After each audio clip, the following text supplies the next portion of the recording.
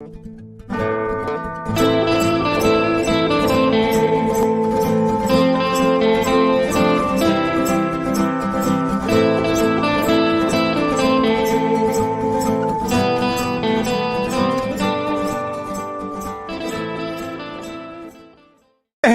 good evening, everybody. Welcome to another episode of the Outlaw Nation Show here tonight on a Tuesday night, live coming to you live from San Diego, California. I am the Outlaw, bringing it to you live. I'm excited to be hanging out with you all tonight. It's our monthly Q&A. We've kind of been, I took a week off last week because of that Moderna vaccine. Moderna, whatever it is. I can't even pronounce it correctly because it knocked me on my ass last week. If you notice, I kind of wiped the days of shows. I did some pre-recorded stuff, some trailer reactions, some reviews, but pretty much wiped it out for the live shows because I was just wrecked all of last week. So I appreciate you all being patient enough to wait a week and come back and hang out with me tonight on the Outlaw Nation Show. We're going to hang out for a couple of hours, answer any questions you might have, get into some trailer news, get into some movie news, get into some entertainment news, get into the world. But I want to hear from you all. You know, it's always fun to kind of stop for a second, not have a guest on the show, and just do a flat out fun conversational show, interactive show with you all, because I'm such a fan of all of you in the Outlaw Nation. Such a fan of you all sticking with me for so long as we're building this thing. And hey, we're closing in on the 17,000 subscribers. So pretty great to see. I think we're about to cross 16.9 to walk into that territory. So if you're watching and you haven't subscribed to the channel, or you're listening to this on the podcast feed, and we do have the podcast feed wherever you download podcasts, just go to the Outlaw Nation podcast feed. That's what you look for there. It'll be there. Subscribe and download the content audio-wise to take with you anywhere you want to go. It is there for you. But if you're hanging out with us and you haven't subscribed yet, please do me a massive favor. Go there down below, hit that red subscribe button, hang out with us, hit the bell as well, because that'll let you know when we're dropping news shows here on the channel. And we're dropping stuff all the time for sure. I'm going to be dropping a review tomorrow for both Spiral and the Angelina Jolie movie, which I think is I forget what it's called right now. I'm going to watch it later on tonight, so I'll have those two reviews up tomorrow. Probably have a trailer reaction for the Dear Evan Hansen trailer, which is about 3 minutes and 23 seconds. We can talk about it tonight for sure, but I did record my trailer reaction earlier today. I didn't do the Snake Eyes reaction. It's only a minute. There's not much in there, but we could certainly talk about what is in there tonight. We're going to definitely do that. Talk about the first reactions to Fast 9. I've got an invitation to a screening happening. I can go either next Monday night or the Monday night after. I'm going to try and decide which one I'm going to go to, and I'll have my reaction to that next week for sure. I'm looking forward to it. So far, reactions have been pretty positive. If you're a Fast and Furious person, it looks like Fast 9 is something that's right up your alley. And at the hour mark, Sean Berto is going to toss the link into the Discord. And Sean, my producer here tonight, for as long as I can keep him until he heads on back to another place. But he will put it in the Discord for the Outlaw Nation patrons.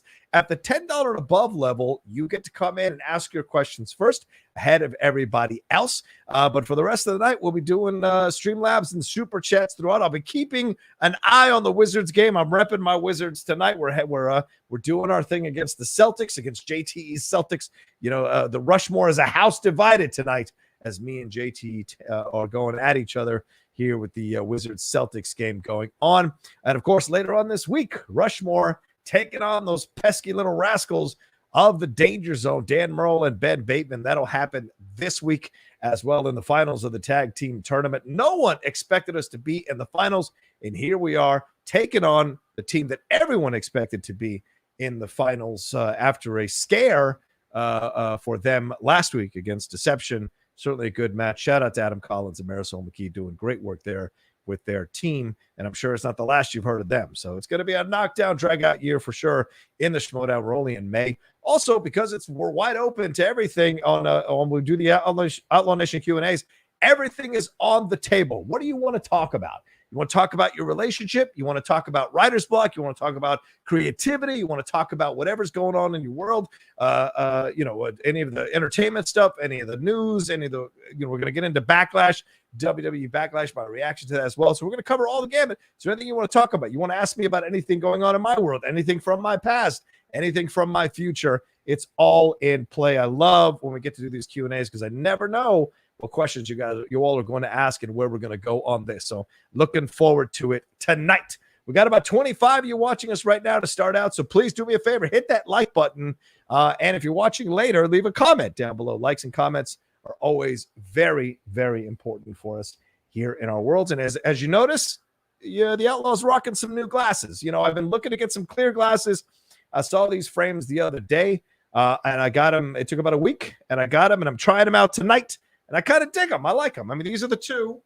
We've got two separate glasses right here. These are the other ones. A lot of you probably say, I don't see the difference, but these are much lighter. They fit on the face really well. They're much lighter, and I appreciate these glasses. I love these glasses. They're prescription. Both of these are prescription, and I really love these. I'm a big fan of the clear glasses, kind of getting used to them piece by piece, step by step. And I like it. I dig it. So, if you don't like it, you can juggle my balls, as I say. All right, hold on. Let me see. Let me correct the camera here a little bit. There we go. That's a lot better. I appreciate that very, very much. All right, let's see what we got here. And please, as I said, it's going to be open to Q&A. It's going to be open to all that. So send in your Streamlabs and your Super Chats now. I'll be answering them here on the show. And here's the goals. Here are the goals for tonight. I'm hoping we make 500 tonight because we haven't done anything last couple of weeks here. So maybe we get to 500. At every $100, you'll get a celebrity story. Sylvester Stallone story, The Rock story, Clint Eastwood story, and then what else can I jump up to? And any behind-the-scenes Schmodown stories. Is there a Schmodown story that you've wanted to always get the skinny on? Is there a Schmodown story that you think you don't 100% know the real truth about what happened? Well, it's in play. So maybe at the $400 and the $500 mark, we'll reveal some Schmodown stories, some backstage behind-the-scenes Schmodown stories of any questions you want to know. What do you want to know about the Schmodown? What do you want to know? What is one thing that has happened in the Schmodown? You're like, I suspect something else was going on here. Well, it's in play. We can talk about it here on the channel for sure. I'll probably get shot by Christian for it, but screw it. If it's going to make a little bit of money, we'll do it. So there we go. There's the goals for tonight. The Streamlabs address is right there below me. You can see it there on the side panel there below me. It's also pinned in the chat, and it's also in the description of this video for sure. So, ladies and gentlemen, let's get into it. Let me see. What's the first one I got here? I got Chris Taylor saying, Rocha, your thoughts on the Roman versus Cesaro match? Oh, I thought it was fantastic. WWE Backlash. I finished watching it last night while I was hanging out with my patrons. We were doing our weekly hangout, one of our 2 weekly hangouts that we do on the Outlaw Nation Patreon. And, I was out there hanging out for 2.5 hours and studying afterwards. And I was watching the match the whole time while we were doing that, or watching the Backlash pay-per-view the whole time while we were doing that. The zombies thing, you can get on out of here with the zombies thing. But I thought Cesaro Roman did a great job in their match. It was great to see Cesaro get a chance to shine. And do his thing. And it was great to see Roman step up to the plate yet again. He is ahead of the table for a reason, ladies and gentlemen, and he's showing you that every single time he's out there on a pay-per-view. So shout out to Roman Reigns. Fantastic stuff for sure. All right. Everybody say nice glasses. John, everyone wants to know, John, will you be the Mandalorian for Halloween? Maybe. If we get to Halloween, ladies and gentlemen, who knows what's going to happen in the world. I don't count my chickens before they hatch even more or even less than I did before. So you just never know maybe we're all getting locked down by October all over again, and there is no Halloween. So you just never know.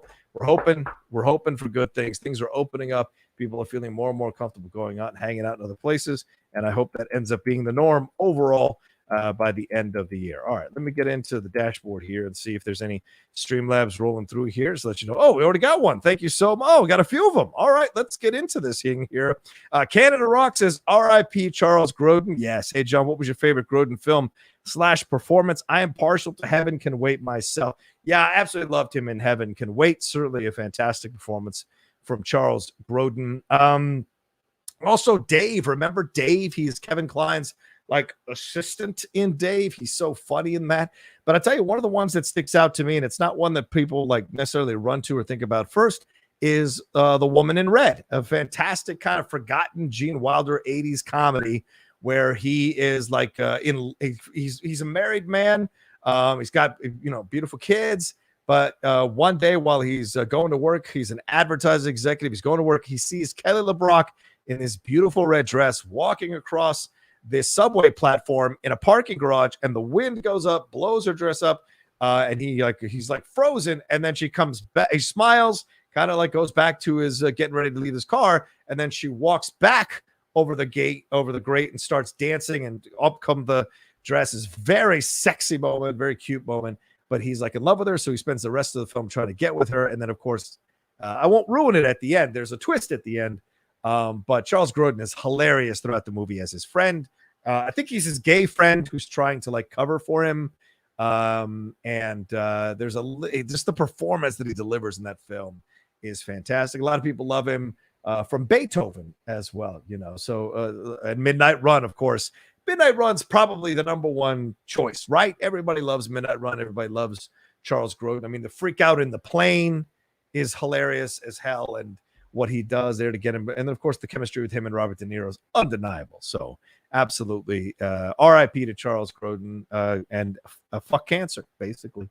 I had to deal with that with my dad. So cuck fancer, those of you who may know that phrase for sure. All right, Justin Toner's in here too. Hey, Justin, what's up? He said, hey, John, I just got the 1976 version of King Kong on Blu-ray last week and rewatched it this weekend. Yeah, Charles Grodin in that. Then today we find out Charles Grodin passed at 86 due to bone marrow cancer. What a coincidence. What films he was in. Did you enjoy? Yeah, well, let's give a more thorough answer. Let me bring up Charles Grodin's filmography. One of the best cantankerous comedians you're ever going to find. A guy who didn't work a lot, but when he did work, he was very memorable in everything he did.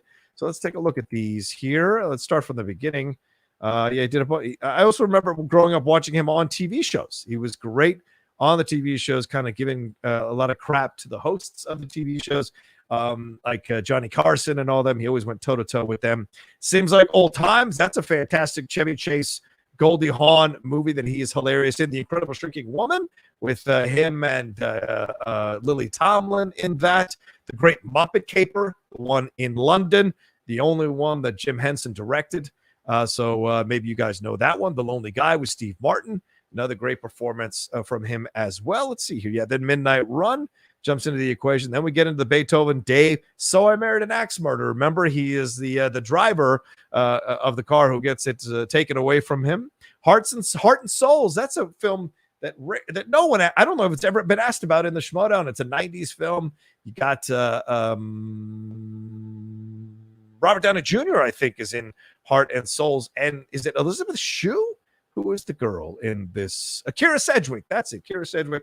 You have it's Robert Downey Jr., Charles Grodin, Alfred Woodard, Tom Sizemore, David Paymer, Elizabeth Shue. So it is Elizabeth Shue and Kira Sedgwick. So basically, I think it's the story. Yeah, it's an unhappy businessman finds a new sense of purpose after he's tasked with helping a quartet of ghosts fulfill their last wishes before moving on to the afterlife. Grodin plays one of the ghosts. So does Kira Sedgwick and Alfred Woodard. And I think Tom Sizemore as well plays one of the ghosts. And then David Paymer plays the bus driver. But Elizabeth Shue Anne is the girl that he's in love with. And they help him like kind of find his way to express his affection for her. People love Clifford, the big red dog, for sure. And then his appearances on Louis. Look, I know Louis C.K. is persona non grata. We're not supposed to talk about Louis C.K. because of the shit he pulled, and rightfully so. But I thought whenever Charles Grodin showed up in Louis, he was fantastic. I did not see the miniseries of Madoff. I think is that Pacino playing Bernie? No, Richard Dreyfuss playing Bernie Madoff. So I did not see that miniseries, but I know he was a part of that as well. So shout out to the late great Charles Grodin, the Heartbreak Kid. If you guys remember, even though the Ben Stiller one that came out a few years ago, that was a remake of the original Heartbreak Kid that kind of announced Charles Grodin as a potential star. It was directed by Elaine May, one of the great comedic directors. I've, of course, heard Mike Nichols having a very long partnership. Sybil Shepherd, a part of that one as well. Really, really funny. So much better than the remake, although the remake has its moments.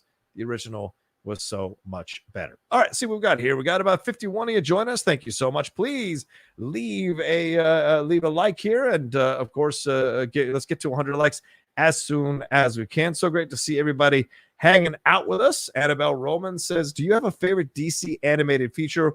Also, why are you so cool beyond measure?" Well, Annabelle's very kind of you to say that. I don't know if I'm cool at all.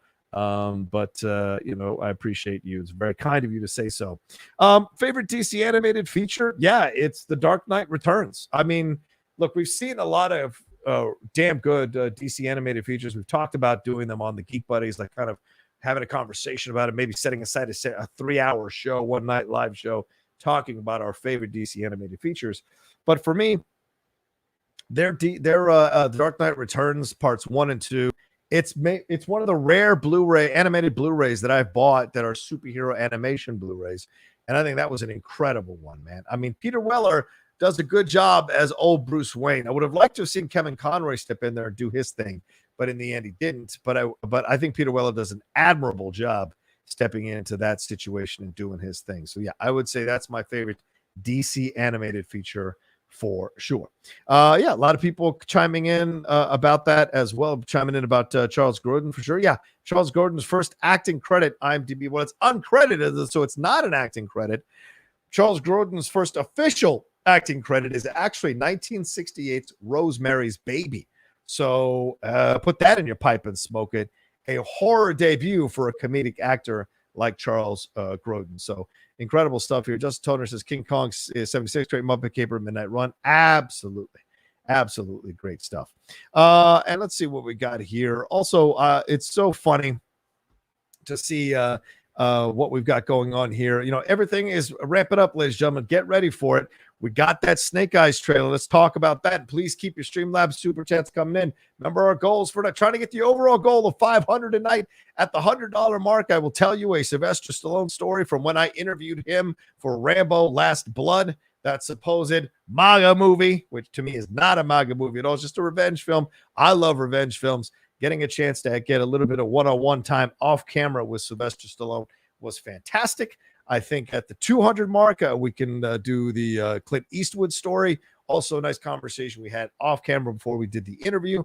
At 300, we could do The Rock, the conversations The Rock and I had before I first interviewed him for that Baywatch interview. If you want to hear what we chatted about, what we discussed at the $300 mark. As I said, at the $400 mark, maybe we'll do a Schmodown story, any Schmodown story you want to know about, you want to learn about, you want to contribute and send it in and get us there.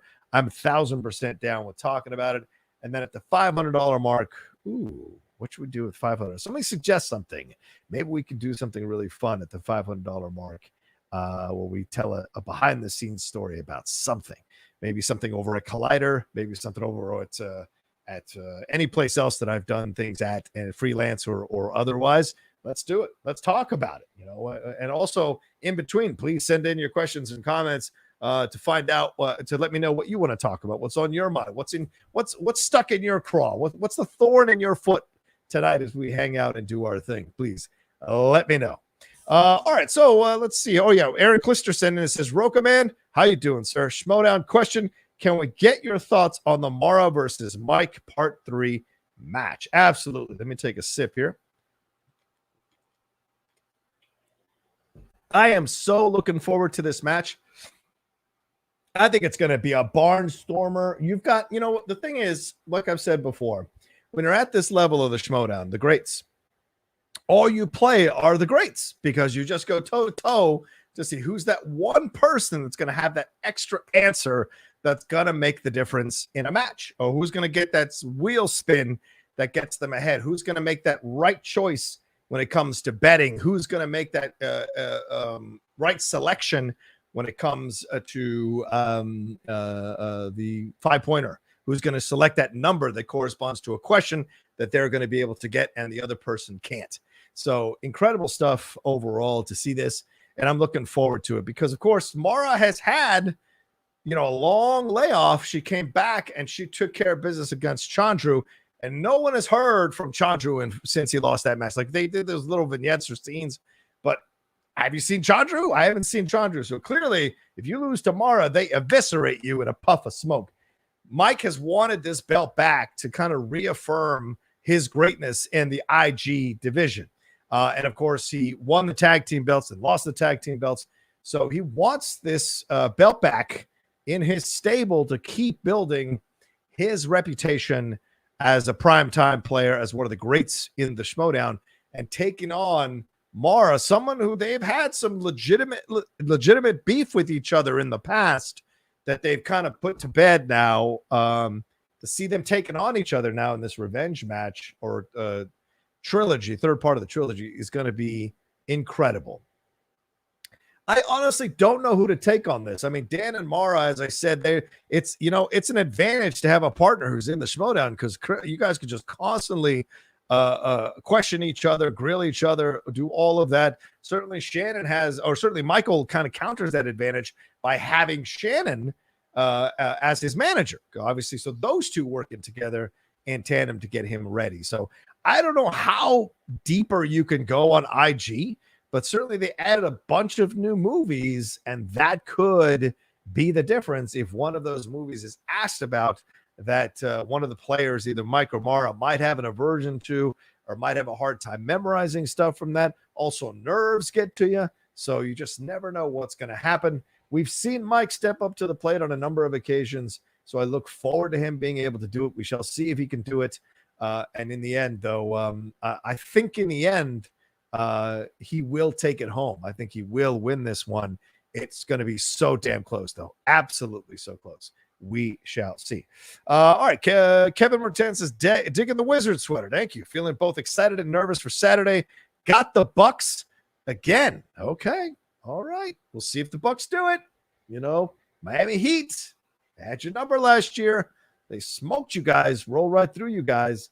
And we'll see if Drew Holiday and Giannis and Chris Middleton can step up to the plate and get the job done. We shall see. We shall see, Kevin. But I respect it. What's the score? I don't even have the score up. I don't even have the score up right now. So how are my Wizards doing right now? It's 27-21 Celtics. Uh-oh. That does not sound good. What's going on? Are my guys playing? Are Westbrook and Bradley Beal is not playing. Oh, crap. Oh. No, there he is. He is playing. 9 minutes. Westbrook, 9 minutes. Only 2 points for Bradley so far at the end of the first quarter. So that's got to change for sure. He is 1 for 5 from the field and 0 for 1. Yee, that is not good. If he has a bad shooting night, I don't know if the Wizards can survive. And right now, Jason Tatum, Kemba Walker, Marcus Smart, Fournier, all about even across the board here. So good first quarter for the Celtics, kind of a rough first quarter for the Wizards. So we shall see. Ish Smith should not be leading the team, or should not be having tied with the lead here for scoring at the end of the first quarter. We shall see overall. All right. Let's see. What else have we got? Have we got any Streamlabs? We're going to see. Oh, Doug Developer says, hi, John. I'm 33 and I'm devastated that my childhood friend and I have drifted apart. Like in the film Stand By Me, another friend just had a child. How often do you contact your best friend, Maurice, in order to keep your friendship going? Thanks. Oh, that's a great question, Doug. And I'll be honest with you. Our friendship is so secure that Maurice and I, maybe we used to talk like once or twice a week on the phone. We used to text all the time. But, ever since I got with my girlfriend, that's really been my focus of my life. And Maurice has a number of children, and they're getting up there in age in terms of they're entering their early teen years, 11, 12, 13, and they're caught up in doing things at school and sports and everything like that. So Maurice and I communicate when we can communicate, but our friendship is always going to be strong. It was forged in the fires of high school. We lived together for 2 years in Charlottesville, Virginia, when I was taking a break between my time at my community college, and then going to Florida State. I spent about a couple of years living in Charlottesville, Virginia. So I've had my time there to build our friendship. And so it's so funny you mentioned this. Last night, he sent to me and my other best friend, Jim, from back home, sent us a cool video showing his kid doing really well in baseball and updating us on his life. And we updated him on our life. So we have a very strong friendship. And so there's nothing that could shake that. And we still kind of talk every once in a while. I'm curious as to why you feel like you guys have drifted apart. Is it because you're not communicating as much? That's life. If your friend has gotten together with somebody or found has a baby, that's what happens, and you've got to kind of roll with it. And you might need to make more of an effort and turn your ego off a little bit so that you could be more understanding of that person being taken up with more things going on in their life. That's the game. I've had plenty of friends who we hung out with all the time when I lived in Los Angeles in the early 2000s up until like 2010, 2012.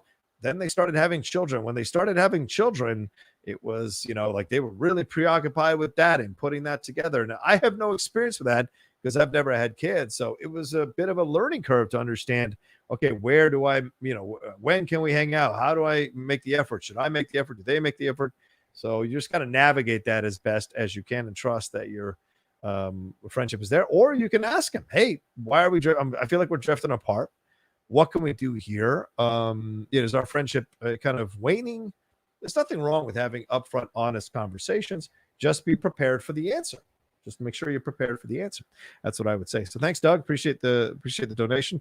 Penguin_Alex says, hi, John. In the Ted Lasso season 2 trailer, did you notice later on Danny is wearing an orange jersey that says banter on it, BANTR?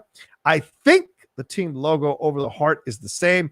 I'm not into football, but what could this mean? Sponsor change, Danny team change? Yeah, that's very, very possible. I think a Danny team change, maybe he's coaching, right? Isn't that a possibility here? Let's take a look at this thing here real quick. I want to make sure I get it right. I want to see what this is that you're talking about and see where the situation might be going here. Where is Danny? Danny Rojas. Oh, Danny Rojas. So you're talking about Danny, D-A-N-I, brother. That's his name, Danny Rojas. And you're wondering if he's got a different thing on. There could be a different sponsor for sure, but because it looks to me like he is set to be the lead striker in this with Sam. Him and Sam look to be the lead striker to take the place of Jamie Tart in the front line of the team. So, yeah, that's what I think is more than just any kind of situation where he is jumping off onto another team for sure. All right, let's see. Keep them coming. Keep the Streamlabs and Super Chats rolling in here. Always good to see you guys and hanging out with you guys. Oh, boy. Wow, look at Ghost Dog. Ghost Dog with some... Sean, are you falling asleep here, Sean? You're not blocking this guy? Well, what the hell are you doing, Sean? Wake the fuck up, producer. Wake the fuck up. You like this guy talking to me about his flaccid penis? Why don't you block this? What is wrong with you? Oh, my God. Is that you, Sean? Good God almighty. I'm going to put you in a timeout, Ghost Dog. No one wants to hear about your issues with your tackle. And clearly my producer might need to be fired after this show. I don't know. We're going to see what's up. He might have to redeem himself before the end of the show. We shall see. All right. Yeah, John Woo story. Oh, I got a bunch of John Woo stories, but those don't come free, ladies and gentlemen. If you want a John Woo story, we got to get to a certain level. I worked with John Woo for 5 months on the set of Wind Talkers. So if you watch Wind Talkers, you can see me in Wind Talkers as a glorified extra. That was my first job off the proverbial boat here in Los Angeles. Was working on Wind Talkers with Nicolas Cage, Christian Slater, Mark Ruffalo, a very young Mark Ruffalo, Noah Emmerich. Who else was in this thing?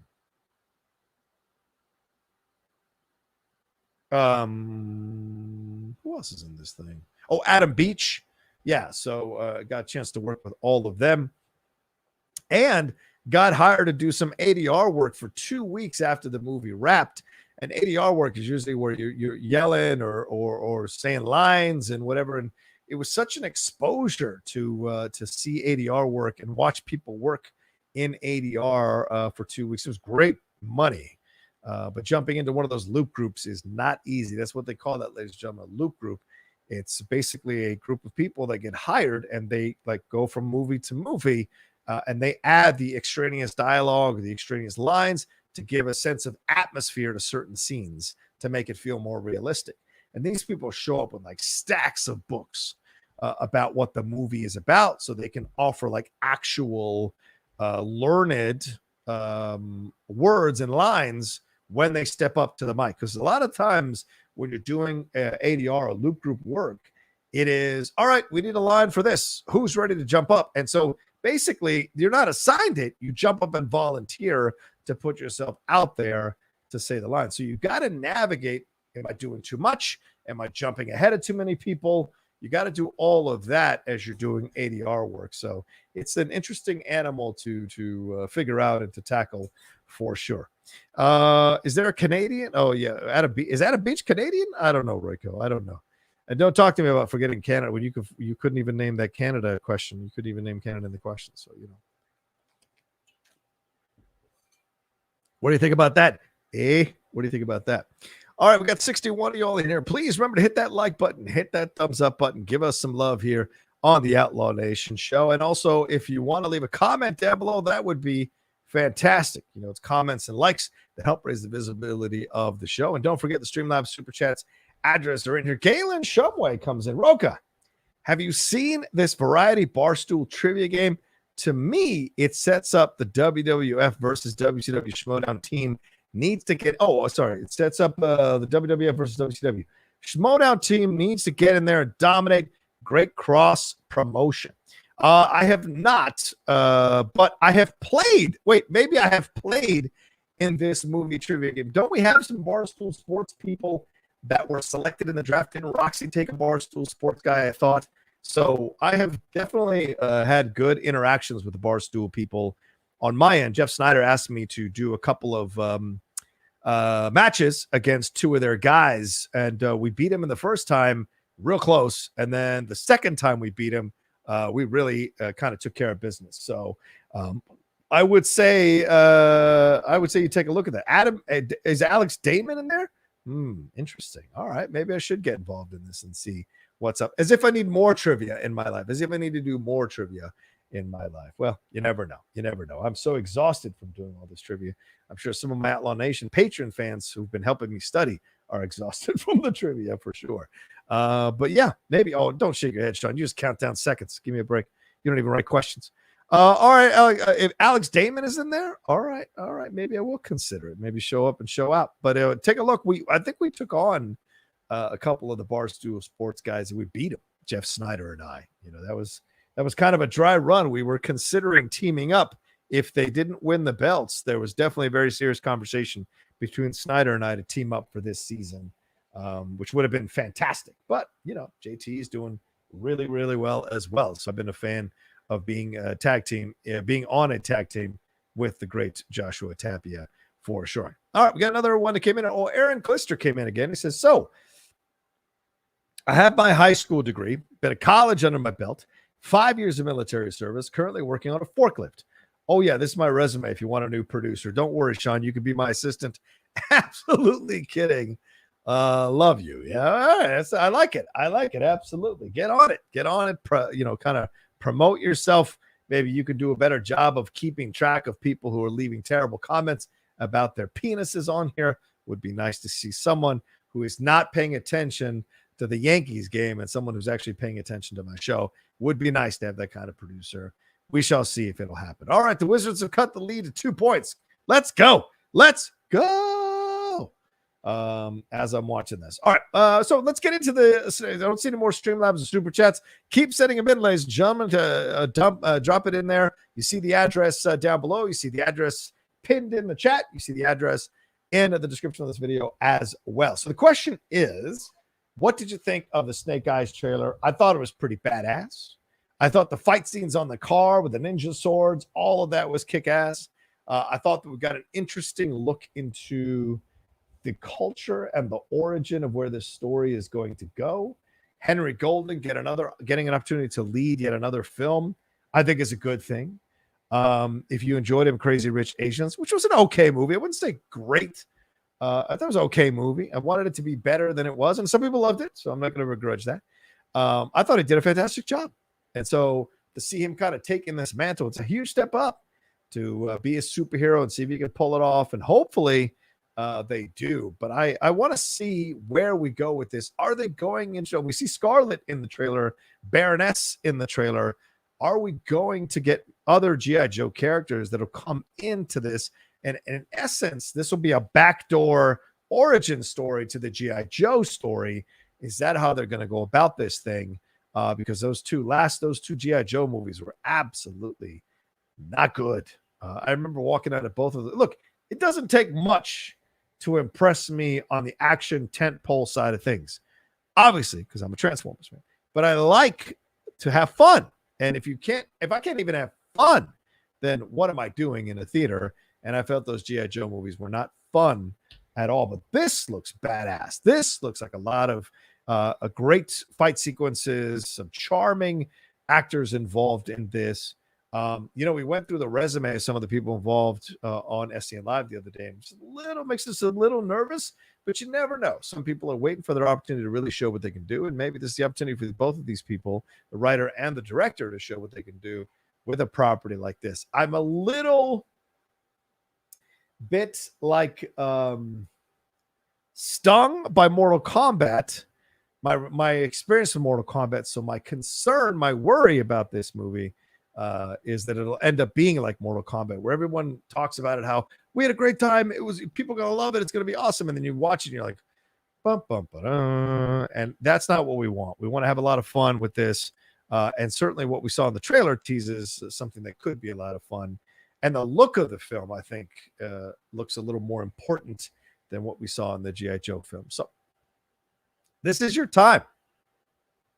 Sean, if you're Asian, starting Crazy Rich Asians, Asian actors, Asian-led films, this is starting to slowly become something we're seeing piece by piece more and more here over the last year. And it's great to see Shang-Chi and Snake Eyes coming out around the same time. We had The Farewell, more of an art house approach to things. So I'm seeing more and more and more is great. Chloe Zhao, who directed Nomadland, she's an Asian director. So all of that happening. And then The Green Knight, with Dev Patel as an Indian actor / Asian actor.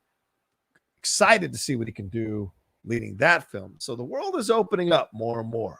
Have some hope. Yeah, there are people out there who are just going to, kind of crap on everything and call it an SJW and all of that shit. Well, ignore that nonsense. Just focus on the positivity and move forward and enjoy the stuff that we're getting for sure. And don't listen to the noise. I mean, last night I almost tweeted about this, but I wanted to keep it chill. But look, I'm the Joe Rogan stuff. Did you guys see the Joe Rogan stuff? Joe Rogan was on his show. I think he was interviewing a comic, Joe List, was it? And I appreciate Joe Rogan for the fact that he is for what he's accomplished, right? But he's in this place now. A lot of comics, a lot of stand-ups are snapping out and saying, we can't talk about anything anymore. And he was asking this guest of his, can you make a good comedy movie anymore, or have they made it so dangerous in terms of being canceled that comedy movies are no longer something you can do? You can never be woke enough, he said. That's the problem. It keeps going further and further and further down the line. If you get to the point where you capitulate, where you agree to all these demands, it'll eventually get to straight white men are not allowed to talk. Now, this is one of the most boneheaded things I've ever heard in my entire life, because I think we can all say very clearly that for decades and generations, white men have been talking their faces off. And I would argue that even more than ever before, white men are talking more than ever before. And Joe Rogan, the irony of Joe Rogan saying this on a national show, that he just signed a multi-million-dollar deal with Spotify, and he's claiming that eventually white men are not going to be allowed to talk. This is ridiculous and stupid scare tactics. And I just find that to be so, for a person who's so rich and famous and successful and people hang on his every word, to say something like that, I found that to be so just disingenuous, and it's not true. Look at all the shows that are being hosted. Bill Maher still has his show. Jimmy Kimmel, Jimmy Fallon, James Corden, and who's the other? Stephen Colbert. What do they all have in fucking common? White men. All four of them are white men leading the late night wars there with their shows. So this idea that white men are somehow being silenced is ridiculous and ludicrous. And Spotify wouldn't have signed him to a multi-million-dollar, multi-year contract if they sensed that was the truth. So I get that it's coming from a place where like, we can't do our gross out comedy anymore. Yes, you fucking can. No one's going to come see it. That's the thing. We've moved on from that kind of comedy as a society, and it's our right to do so. And if you don't want to make comedy like that and you've got an issue with it, you can go cry in your beer. It's not going to fucking matter. It's not going to change anything. And if you make your gross out sexual comedy that exploits women and minorities and goes for the low hanging fruit with the cheap jokes, knock yourself out. I'm sure, Joe Rogan, you can fund movies to get made like that. Let's see what the box office on those movies are. Do you know what I'm saying? And so that's the thing at the end of the, in this country, you can make whatever you want to make. If you're successful enough to convince people to give you money, you can make whatever you want to make. Will the public patronize it? That's the real truth. So this kind of the sky is falling type of stuff is kind of ridiculous, you know. And Joe List went on to say, you know, he started to laugh, and Rogan says, I'm not joking. It's really crazy. It will get there. It's that crazy. But then he says, we just got to be nice to each other, man. And there's a lot of people that are taking advantage of this weirdness in our culture, and that becomes their thing. Their thing is calling people out on their privilege or calling people out for their position. And you know what? That's okay. You know, you're allowed to call people out. You're allowed to put things on the table and get responses from people and kind of make them look at something. And I think that's what's being lost here is when people feel attacked, they're not going, okay, hold on. What are you trying to tell me? Let me take a look at it. No, it's immediately defensiveness, right? And the better approach is, okay, let me hear you. And I don't mean the screaming people. I mean the people who are actually trying to talk to me about what the issue is. Let me hear them, and then let me look at it. And who knows? I might come away from it a little more knowledgeable, a little more culturally sensitive, a little more understanding. So when you say, let's all just be nice to each other, man, that's the same token. You can't say, let's all be nice to each other, man, at the same time that you're saying they're trying to silence white men down the road. That's ridiculous. That's not the way this game is played. It's not, you know, I never trust anybody that says you got to be kind to each other. I've seen too many people say that on their social media feeds, and then behind the scenes, they're assholes or they're dicks, male or female. I've seen that happen in this business, you know, because surprisingly, and this might surprise you all, the entertainment business and the people on YouTube is full of people with ego and sensitivity issues and what have you. So I would encourage you all, never trust anyone who says constantly, be kind to each other, Because I got a feeling behind the scenes, most of the time, it's in my experience, most of the time, they're not that kind. Look at Ellen dancing around, doing her jigs, wearing her sneakers.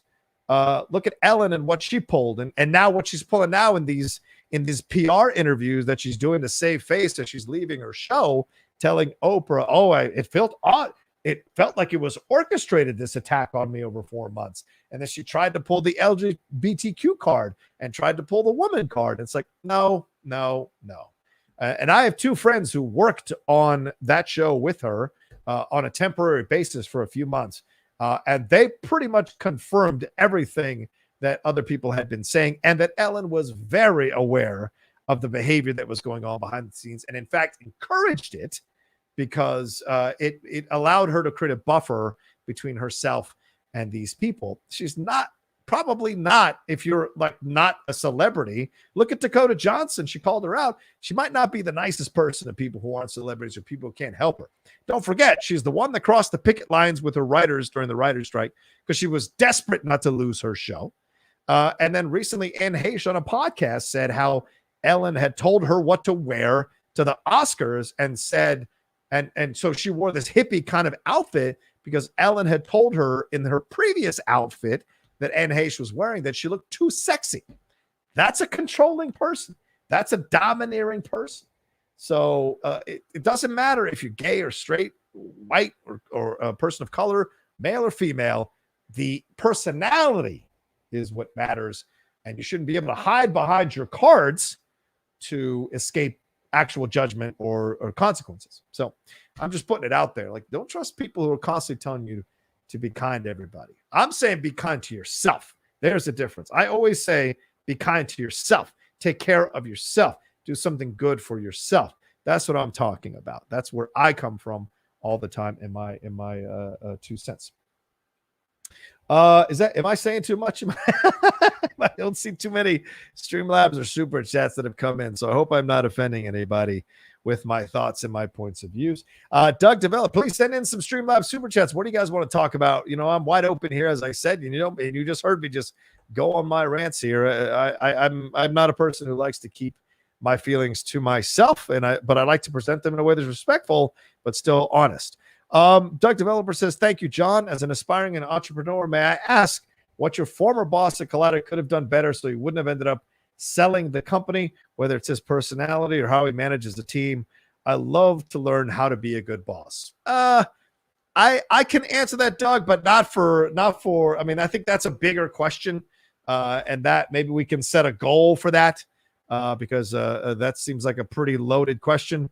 All I'll say is this: is you got to know how to let people go in a respectful way, and especially people who have devoted years of their lives and countless hours away from their loved ones to work the job and make the job work for them, and make the company successful for you and for them, and to further their careers and further the company. You got to do a better job. And apologies later don't solve the problem.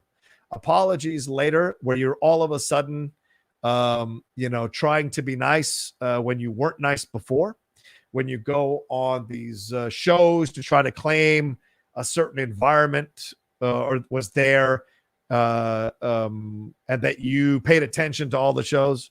It's not true. There's a lot of falsities that were pushed afterwards, but it was all to save face, and that's what a company does. Or a guy who owns the company does. And in the end, he ended up selling it. So, and they're going the route that they're going. I also think being a more inclusive company is important. And if you're going to launch shows that are constantly hosted all white hosts, or you're going to have full-time all white writing staffs, and you're letting go people of color, it's a bad look when you turn around and say, hey, studios, hey, TV networks, you need to be more diverse in your hiring. Don't look at our hiring practices, but you definitely need to be more diverse. And I've noticed on some of their content recently, you've seen more people of color, more women of color. That's important, between white women and women of color. White women have it way easier than women of color, ladies and gentlemen. Let's put the truth out there. White women have it way easier than women of color in this business, in this sphere. Okay? In comparison, not comparison to men, but in comparison to women of color. So that's the truth out there as well. So, when they were putting up black squares on their Instagram, I was like, can I just show you all your editors are white, all of them, but yet you stand for Black Lives Matter? Confusing, very confusing. But hopefully they've turned the corner. It seems like, from what I've seen recently, there's a more diverse group of people who are involved there. I don't know if they're full-time people, because that makes a difference, but certainly there's been a more diverse group of people on their videos. So that's a positive. That's a positive. Let's see here. I don't remember who he sold to, Chris. That's a great question. I don't keep tabs on that crap anyway. So let's see. Mario Antonio _RG said, John, big fan from Puerto Rico. Puerto Rico, my heart's devotion. Top 3 The Rock matches. And also, I'm rooting for you to go all the way this year in the Schmodown. Hashtag Vamos allá. Excellent. I appreciate that. Thank you very much, Mario. I hope I get it done, brother, man. I got a big match coming up with Rushmore up against Danger Zone. Not easy. And then right after that, taking on Ben Bateman, one half of the Danger Zone on June 4th. I think it's going to be a live event. So going to be a very interesting battle between us for sure. See who's going to win, who's going to come out on top. I got nothing but respect for Ben as a player. The Outlaw is a different conversation, but John Rocha has nothing but respect for Ben Bateman as a player. And I'm looking forward to getting in there and scrapping it out and see who comes out on top, and so we shall see. I'm training pretty hard with everyone to try to make sure I'm ready to go on June 4th, and I can handle what needs to be handled when the time comes. So I'm looking forward to it for sure. But thank you very much for me. So top 3, The Rock matches. All right. Well, number 1 will always be him and Stone Cold. I think from WrestleMania 17, that was an awesome match. And then I think the next year from WrestleMania 18, him and Hogan. How can you not? It may not be the greatest technical match, but with professional wrestling, if you want to watch great technical matches, go to your local high school and watch two dudes roll around on a mat. What we're talking about professional wrestling is entertainment, story, character work, and then the work inside the ring, and even the work after the match is over. So I would say the one with Hogan is in the top 3 because of the uniqueness of the fact that they came in on completely opposite sides of the face-heel spectrum. The Rock was a face, Hogan was a heel, and even after the NWO had basically ran a semi-truck into an ambulance that the Rock was in, the fans there, I think it was in Toronto, still went crazy for Hogan, were cheering for him, so much so that the Rock kind of became the heel as the match went along and Hogan was the face. It was incredible. Something I'd never seen before. I mean, their faces left to right when they was looking at the crowd. Many people have tried to imitate that. You can't. If you're imitating it, it's because you don't organically, or you're not organically making it happen. And that was an organic moment that can never be repeated. I don't care who fucking does it. It can never be repeated because it had never been done before. And it was so genuine and authentic. So I would put that up there. What's another match that would be great for The Rock? Let me take a look real quick. Let me see if I've got this. The Rock's top matches. Keep setting in your Streamlabs Super Chats, and I got to remind Sean nowadays. Sean, please, in about 4 minutes, will you put the link in the Discord chat for the Outlaw Nation patrons? I'd appreciate if you could do that. That'd be really great. Sean, are you listening? Oh, that'd be awesome. Thank you very much. I appreciate if you do that. Oh, yeah, the Undertaker. Which one is this? Yeah, WrestleMania 17. The Undertaker match versus Kurt Angle. Yeah, that triple threat match was stellar. Stellar from Vengeance 2002 for the Undisputed Championship. That was absolutely a phenomenal match for sure. Arthur Thatch gave us a super sticker. Yeah, you can always send super stickers as well to support the show for sure. Let's see. Yeah, so a lot of people commenting on that. We've got 74 of you watching us live right now. Please hit that like button, hit that thumbs up button. And if you're watching later, please leave a comment down below. And let's see what else we got here. Alan Smithy, what's up, Smithy? He says, hey, Rocha, good to see you. I'm curious, what's a movie that you love that everyone else dislikes? I mean, we all have that movie. Mine's Crow from the 80s. I also think the Coen Brothers Lady Killers remake is hilarious, but I guess I'm alone on that. Oh, I don't think you are. I like Lady Killers. I think Tom Hanks is very funny in Lady Killers. Is it a good movie? That's a separate conversation. But I think Tom Hanks is really good in the movie, and a number of people are actually pretty fun to listen to or watch in the movie. But yeah, it's not considered to be one of the best movies ever made for sure. So I don't know what to tell you in terms of that, except that you're not alone on the island, but it's not a big island. That's what I would tell you. It's not a big island. All right, my Wizards are up by 6 with 1:30 left in the second quarter. That's just positive. This is all positive, ladies and germs. All positive. All right, let's see how many likes I got. It's 67 likes. 80, what are y'all watching? Please hit that like button. Let's get those likes up there. Let's get it to 100. All right, man. Let's see, Smithy. So, what's the movie? Oh, that's a good question. What's the movie? Well, I've said it many times. Hudson Hawk. I've said it many times. Once a million ways to die in the West. I will defend A Million Ways to Die in the West until I'm blue in the face. I've always defended the Transformers movies, except that second one. The second one is no good, no bueno. I recently discovered through my patrons that apparently Rocky IV is not considered a good movie by some of my patrons.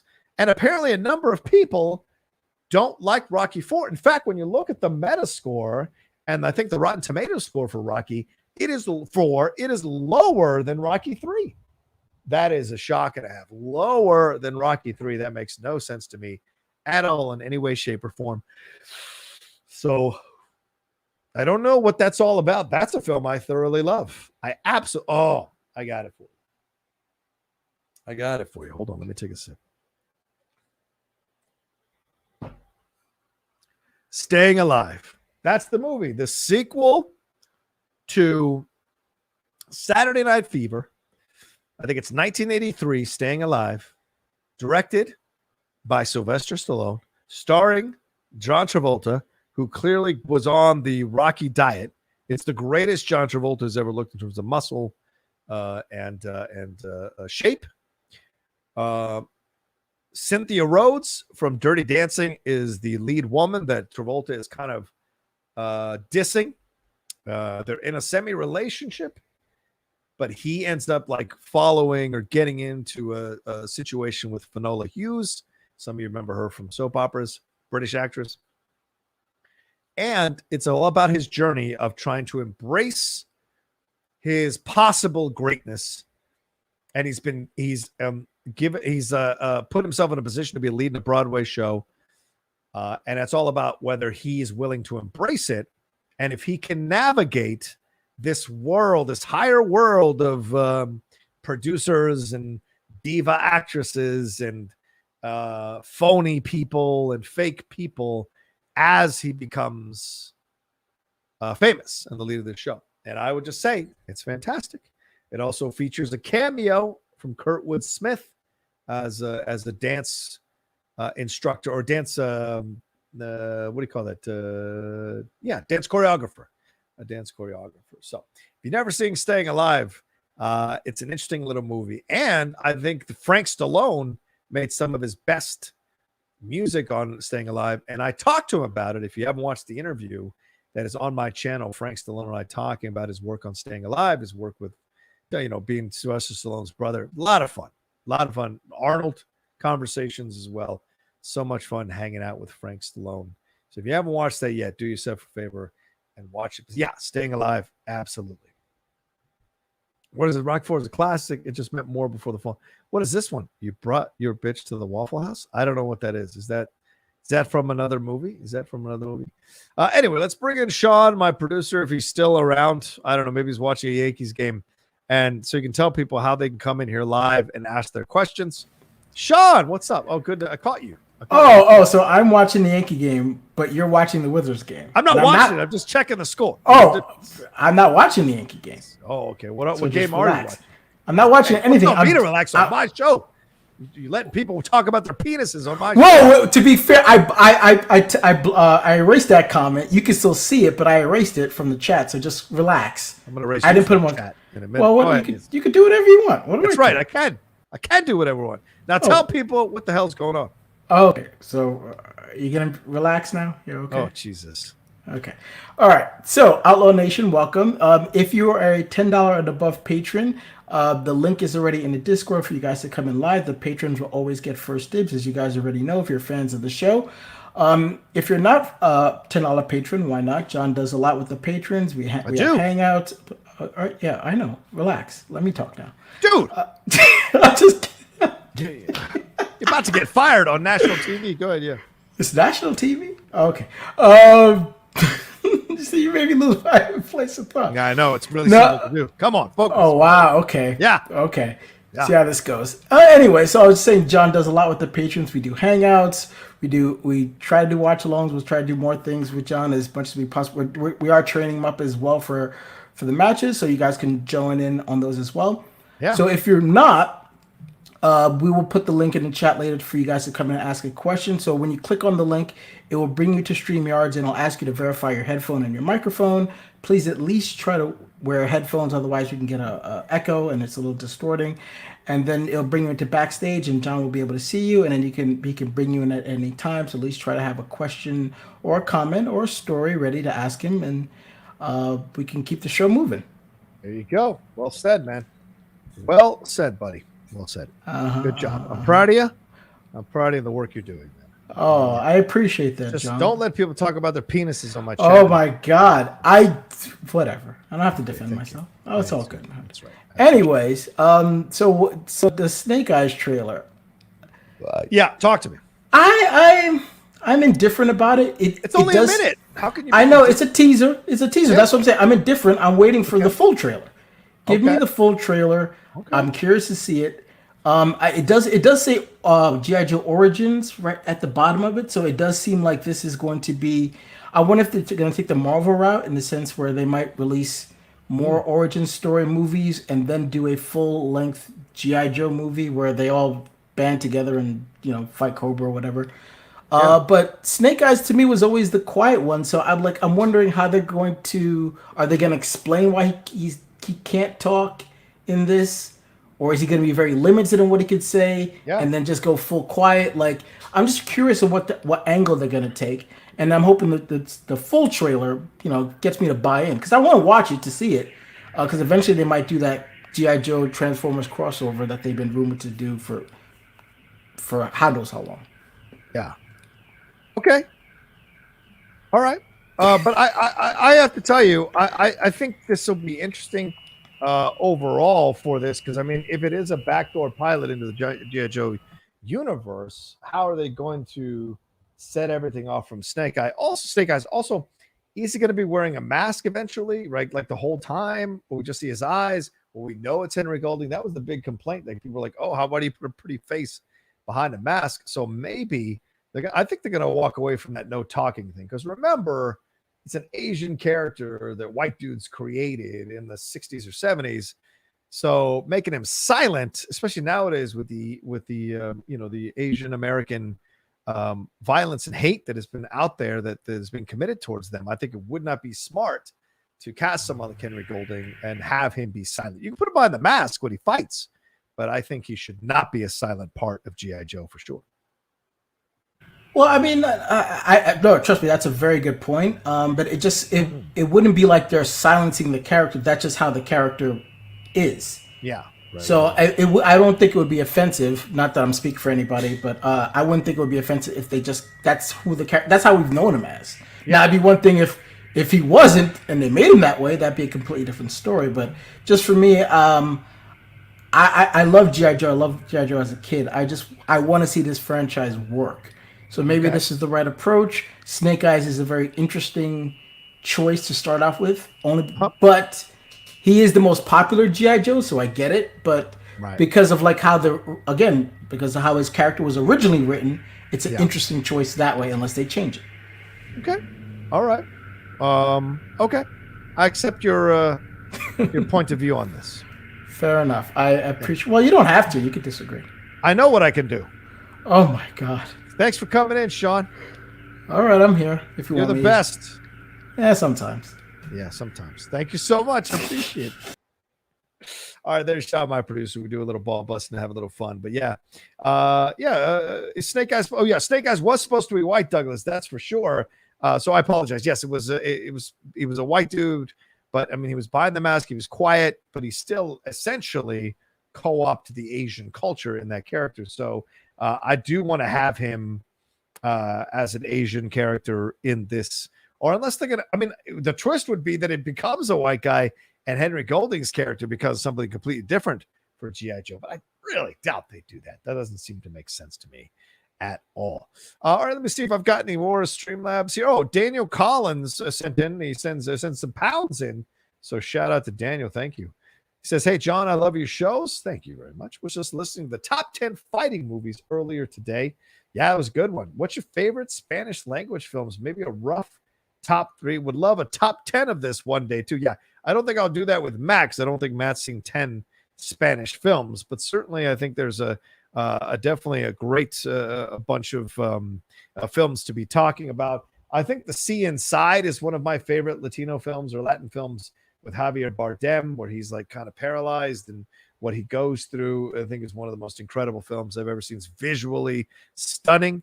I think Maria Full of Grace was a damn good movie as well that I loved, about this young girl becoming a drug mule and the life, what that leads to, what that can entail, and the damage and the consequences of that. It's a very tender film that I think Carolina Sandino Moreno was incredible in. So if you haven't seen that, I would definitely recommend Maria Full of Grace as a fantastic Spanish film. And Y Tu Mama También. How can you not put Y Tu Mama También on there with Gael Garcia Bernal and Diego Luna and the trip they take with that older woman, Maribel Verdú, and what they experience, the sexual awakening, the relationship stuff. We got an older woman with 2 younger men. All of that very, very interesting. I know there was a film that came out. What is it? It was a film set in Europe. I think Kristen Stewart was in it with a couple of the dudes, the guy from Boardwalk Empire, the young kid Jimmy. and they like have sex as well throughout Europe. I can't remember the name of that film, but this one is a much better film. Ito Mama Tambien, about that kind of situation overall. And of course, I'll throw in Pan's Labyrinth. People love Pan's Labyrinth. One of the best films ever from Guillermo del Toro. Listen, Guillermo del Toro is an interesting director. He's certainly got more hits than misses, but those misses sometimes really kind of set you back on your heels.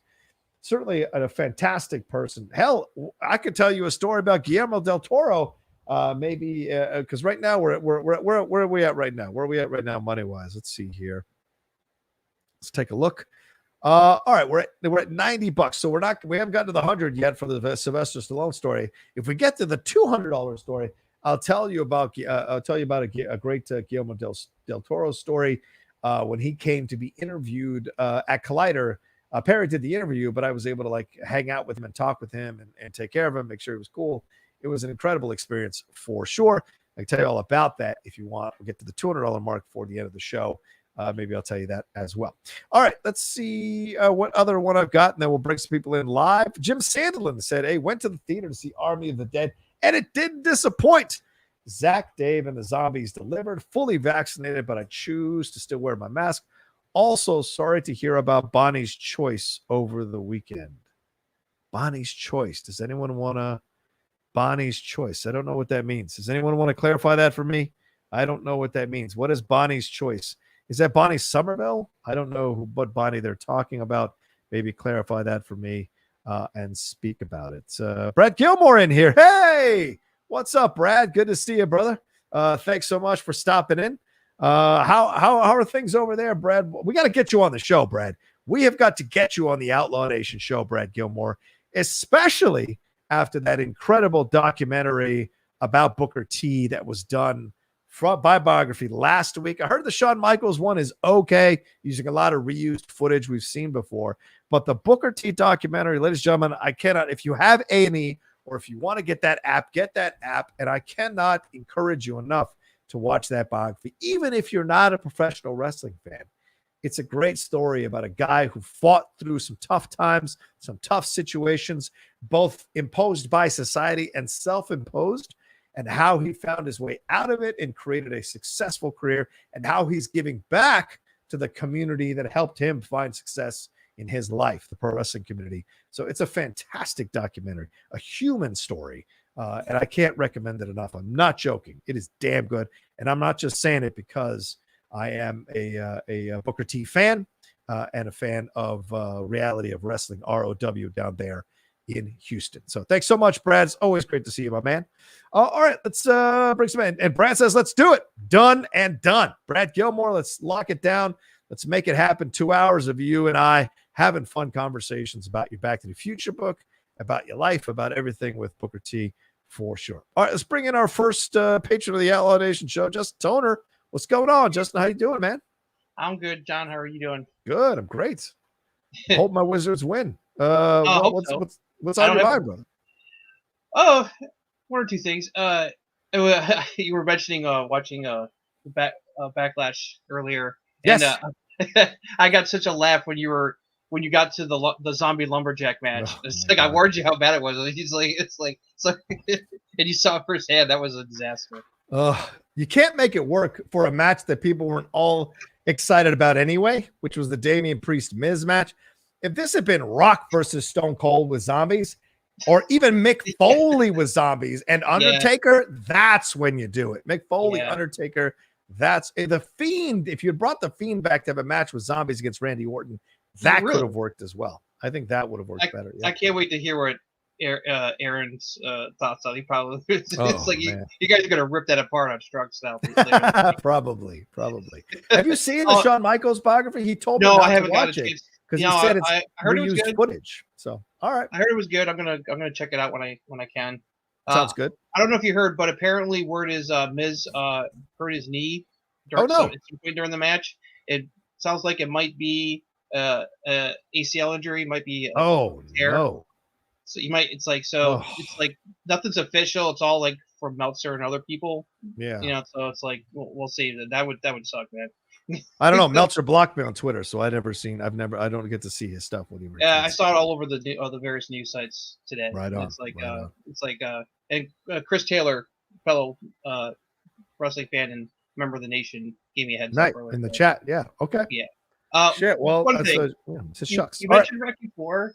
It's like I was not one of the ones. I don't think I was one of the ones who's dissing Rocky 4 after I went through all the Rocky matches recently. Oh, we know who it was. We know who it was in the nation who was dissing. Because I was like, one letter. Yeah, we know who it is. I'm not going to mention any names. It's not my favorite. It's like it's still in my top 5, but like I put like Rocky 3, and Creed like are my top 3, and then probably that would be like number 4 or 5. Yeah. I probably put Rocky 4 probably not number 4. It's like it's in my top 5 all Rocky movies. Yeah. It's fun. It's so much fun. Oh yeah. Are you kidding? I love that. I mean, when I was ready, we were going to shoot the Rocky exhibition match, little behind the scenes stories here. We were going to shoot the Rocky exhibition match over the weekend for the Schmodown, but they ended up delaying it because of technical issues. But I was ready. In Rocky 4, if I spin and hit that Rocky 4 slice on the reel, good night. Say good night. That's my jam, that film.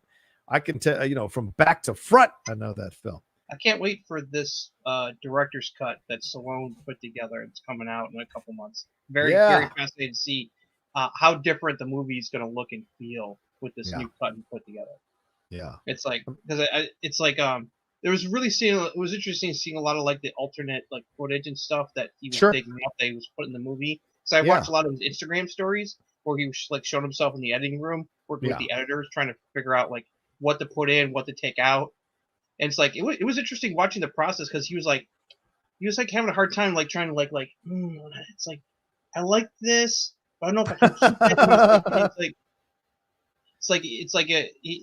He was saying about how like and it seems to a lot of filmmakers that they don't get a chance to go back and redo a movie that they feel like maybe I could have done maybe a little bit more better job with it and I can rework it and make it even better.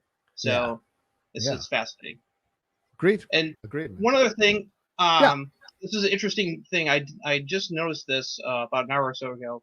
Are you familiar with the website, the Digital Bits, where they it's a big website that does like Blu-ray news and stuff? Oh yeah, absolutely, sure.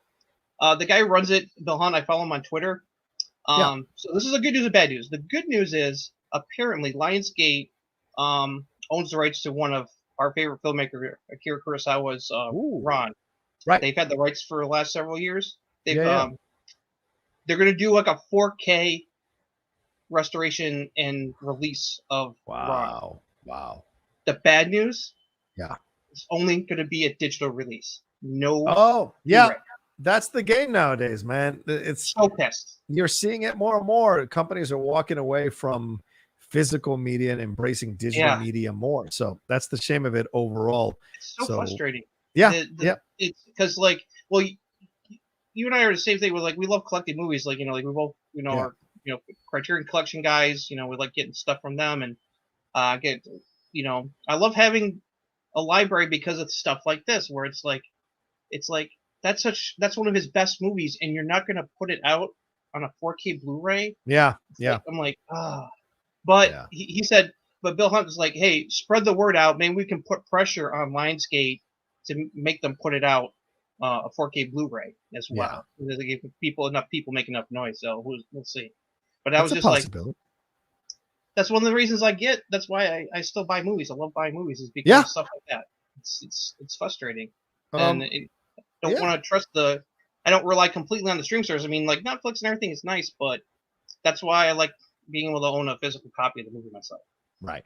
Like I've got stacks and stacks of movies on these bookcases, By the way, the bookcases might be making a comeback. Just letting you all know, I might be moving some things around here in the room and might be putting the bookcases up and making a little bit of a comeback with them. We shall see. But I like that look that you had at you guys' old place. So I wouldn't mind seeing that come back. I thought it was more of a cleaner look. So Lindley said I had too many books. My girlfriend, Lady Outlaw, said you had too many books. It was like you were trying to show off that you could read. I'm like, all right. All right, whatever you want to do, honey. I'm done. Show off the movies, the Criterion stuff. But it's tough because the lighting also kind of reflects, like you see it behind my head on the poster. I don't like how it reflects back like that. So it's just adjustments and what have you. So sad news about the Miz, man. But But it's a good conversation to be had about the other stuff for sure. Yeah, absolutely. Cool. All right. Well, thanks, Justin. Good to see you, my man. Always a pleasure talking with you, John. Appreciate it. You too, brother. See ya. All right, that was Justin Toner, one of my favorites, Outlaw Nation patrons. Don't tell Royko. He's one of my favorite Outlaw Nation patrons.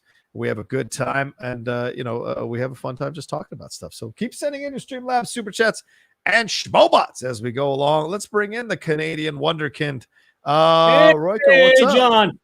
You know what? No offense, because Justin's one of my favorites too, man. Oh yeah. Oh, yeah. You don't get to co-op it now. No. No, I don't get to. Well, anyway, John. So you were talking about the WrestleMania, The Rock versus. I was there. This was. It was in you Toronto. Were in Toronto. You were in the stadium, or you watched? I was in the stadium. I was in the first row of the upper seats. Right, so we had fantastic views. So. I wasn't on the floor, but we were in the first row of the whatever it's called, the balcony or whatever. Yeah, the balcony. Did you take pictures? Do you have any video? Like, do you have anything to this is like 2002. Like, what are you talking about? Cameras in 2002. Yeah, but you couldn't sneak them in and stuff. They didn't let you. They didn't let you. Right. Not like now, phones. Yeah, you couldn't sneak them in. But that's right. So here's the thing, John. So I, just along with everyone else, was stunned at the reaction of Hogan. Right. So me and my friend went in there, and we were ready to cheer for Hogan, just because in Canada we cheer for the wrong guy. It's the thing. It's always been a thing in Toronto, but we were not expecting what happened, right? Yeah. Because Hogan used to be hated in Toronto, right? Every time he came, that's why they try to avoid him coming to Toronto, because we'd always cheer for the bad guy, right? Right. But then he came, I was stunned, and I got into it. It was one of the most fun matches I've ever seen. The only problem was that it wasn't on last. And because of that, it kind of took the air out of the other matches. Now, what was the match? The Triple H match? Was that the last it was match? Triple H versus Jericho. And that should have, and the audience was dead for that one. Of course. Because first of all, the buildup was awful to that one. And then the match, like, we were spent. Like I was tired. I couldn't cheer because I've never screamed so much as I did. Oh and it honestly was one of the. I've seen a hell of a lot of like a live wrestling show, and that was a good one. Speaking of triple threats, I saw what was it, Kane and the Undertaker versus Stone Cold. It was in your house. I can't remember what it's called, but it was in your house pay-per-view in Hamilton. Wow. And that was also a great card. Yeah. No, but speaking of live shows, I got a question for you. Because God, do I miss going out? Let me tell you, I miss going out to live shows. I miss going. What is your favorite, favorite time going to a live show? It could be music, it could be theater, it could be whatever. It doesn't matter. Mine is this thing called the Mariposa Folk Festival, but I can't tell those stories on air. Man, we'll talk later. We'll talk later. I'll tell you those. Yeah. You're trying to get it. I'll tell those stories. It's a good question. There's a lot of choices. I mean, my first concert ever was Bruce Hornsby in the Range back in 1988, 89. Wow. And I sat in the front row. Cool.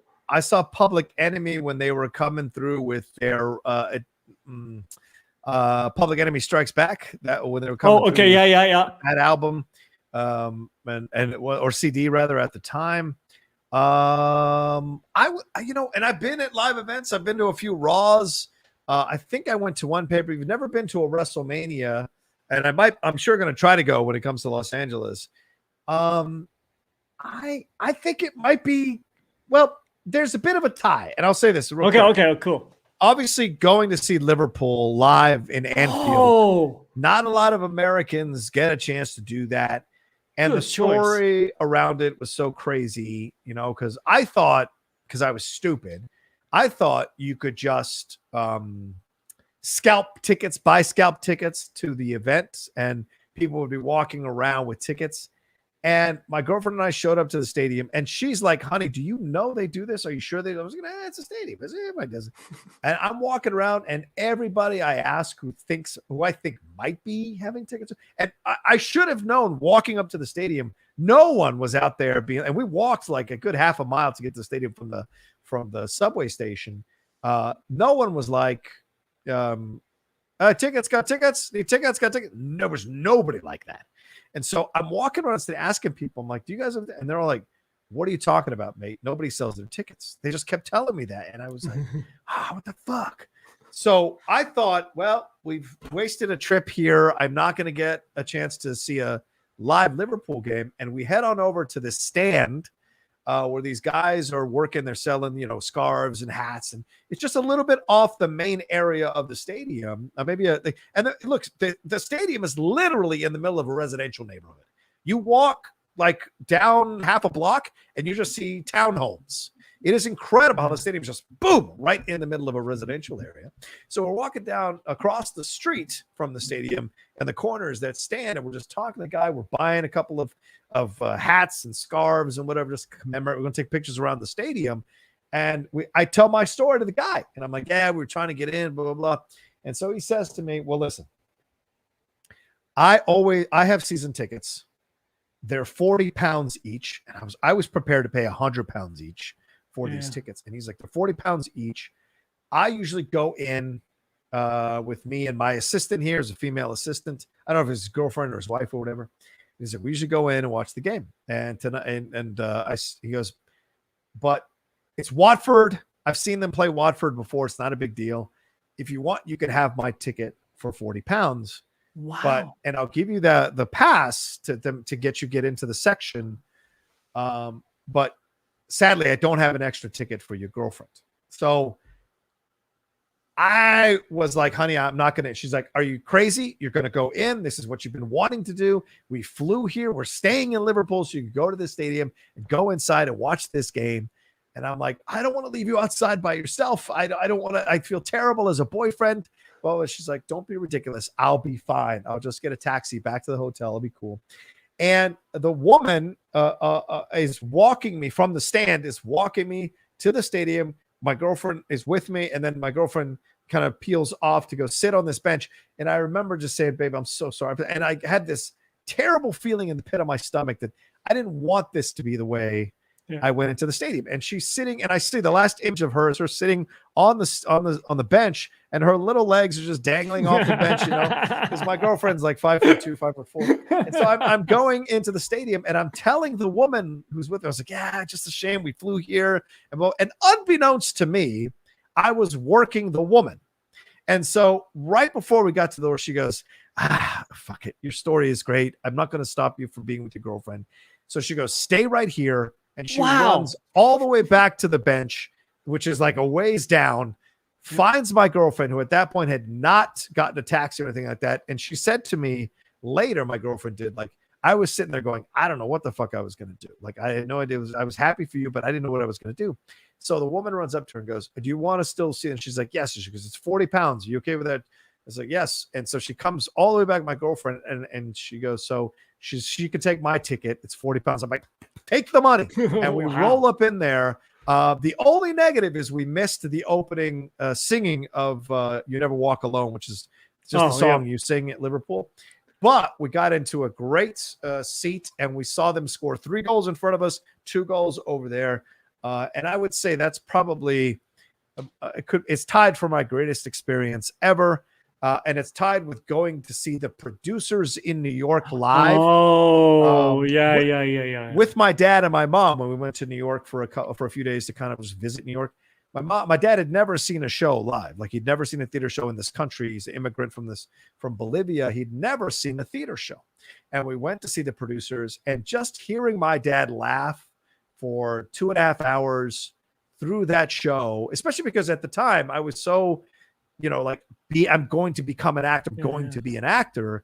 To see his enjoyment of what I hope to do one day was so fulfilling for me. So those are the two. Wow. My favorite live situations. Yeah. I totally get you with that, taking your parents, because my mother is obsessed with the movie Sound of Music.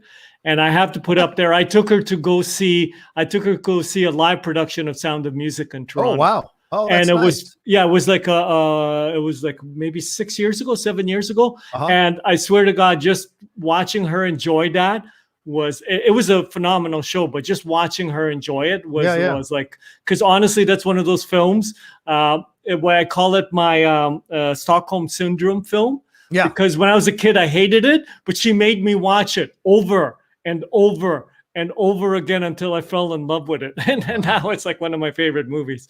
So it's like, but yeah, so I totally get it. Like watching your parents enjoy something is worth the price. Yeah. Well, I have it on my title of this video. Have you watched the Dear Evan Hansen trailer yet? The which trailer? Dear Evan Hansen. No, I haven't. What is it?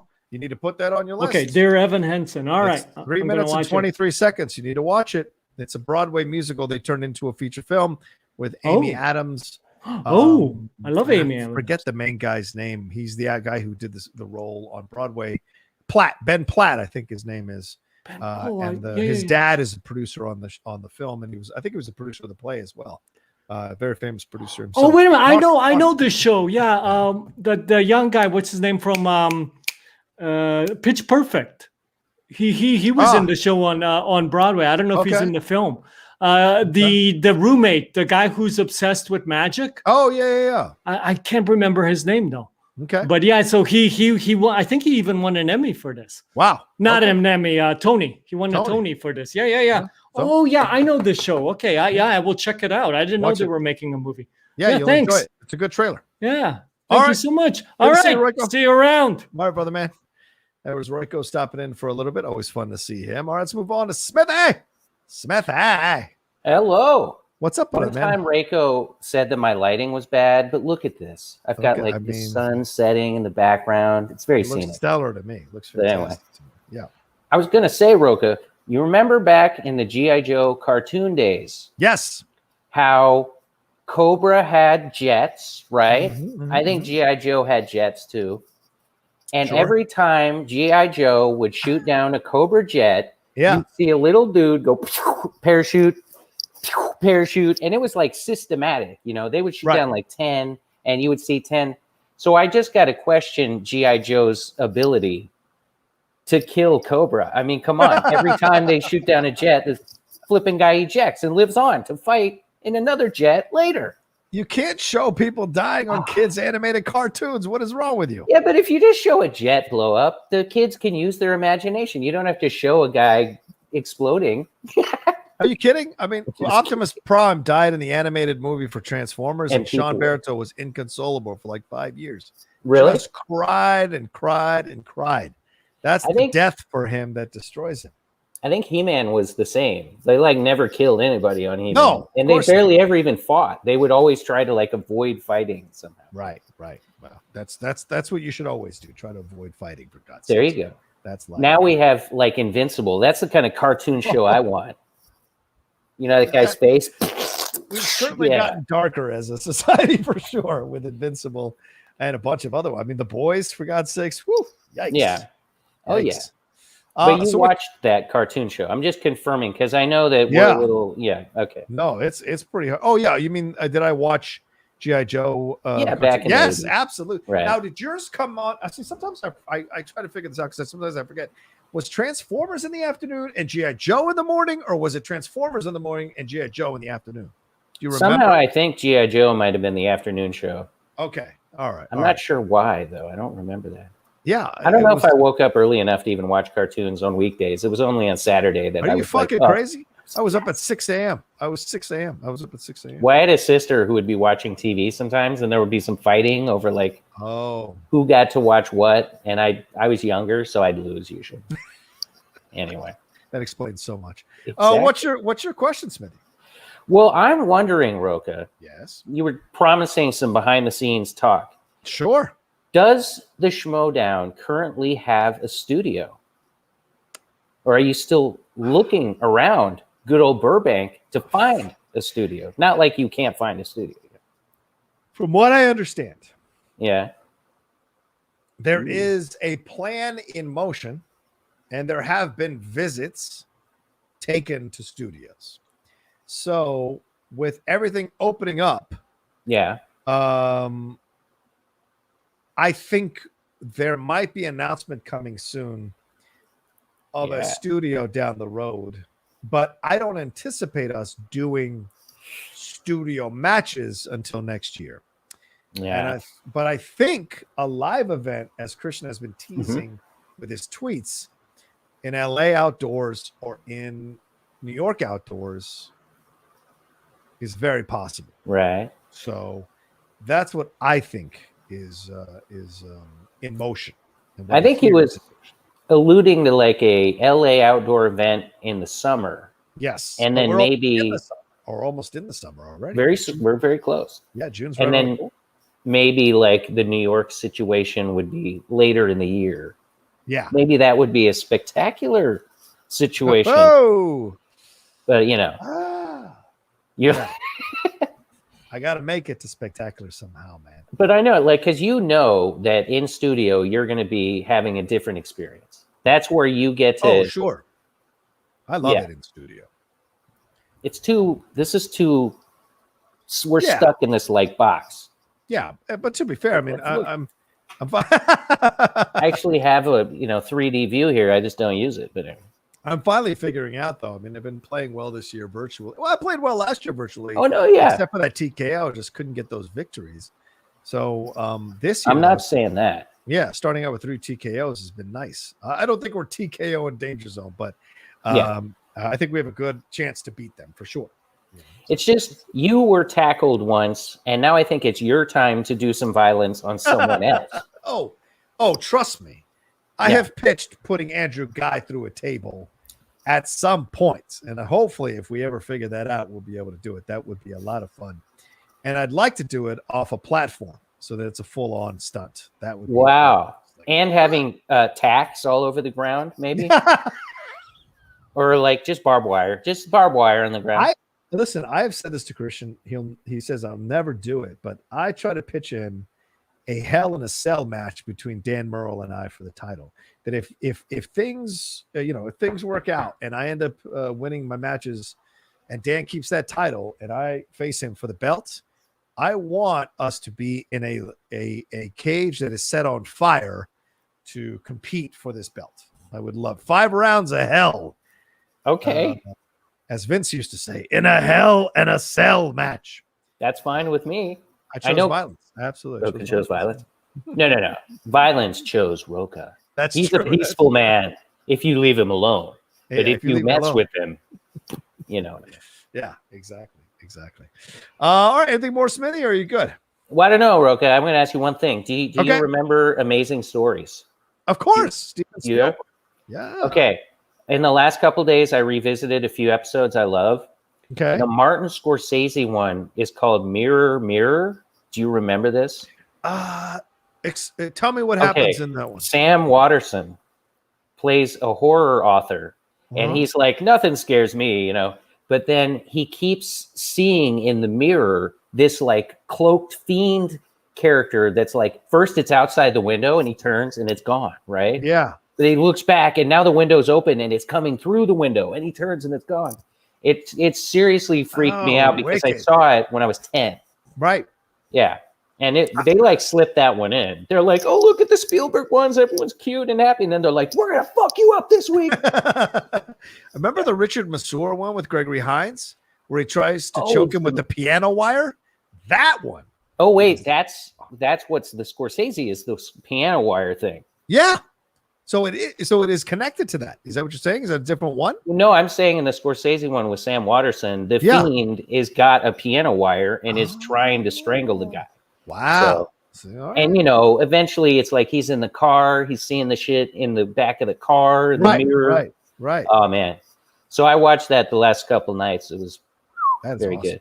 If you want to be scared, watch that. Let's make it happen. I'll watch it. Amazing Stories. I remember loving those when I was a teenager and watched them. I think it was Friday nights. I think it was on Friday nights. Right. All right. Yeah. The Matthew Modine World War II one, still my favorite one. My favorite one. Casey Shamasco and all them. It is so good. Yeah. Oh, it's Costner. It's Kevin Costner. Is it Kevin Costner?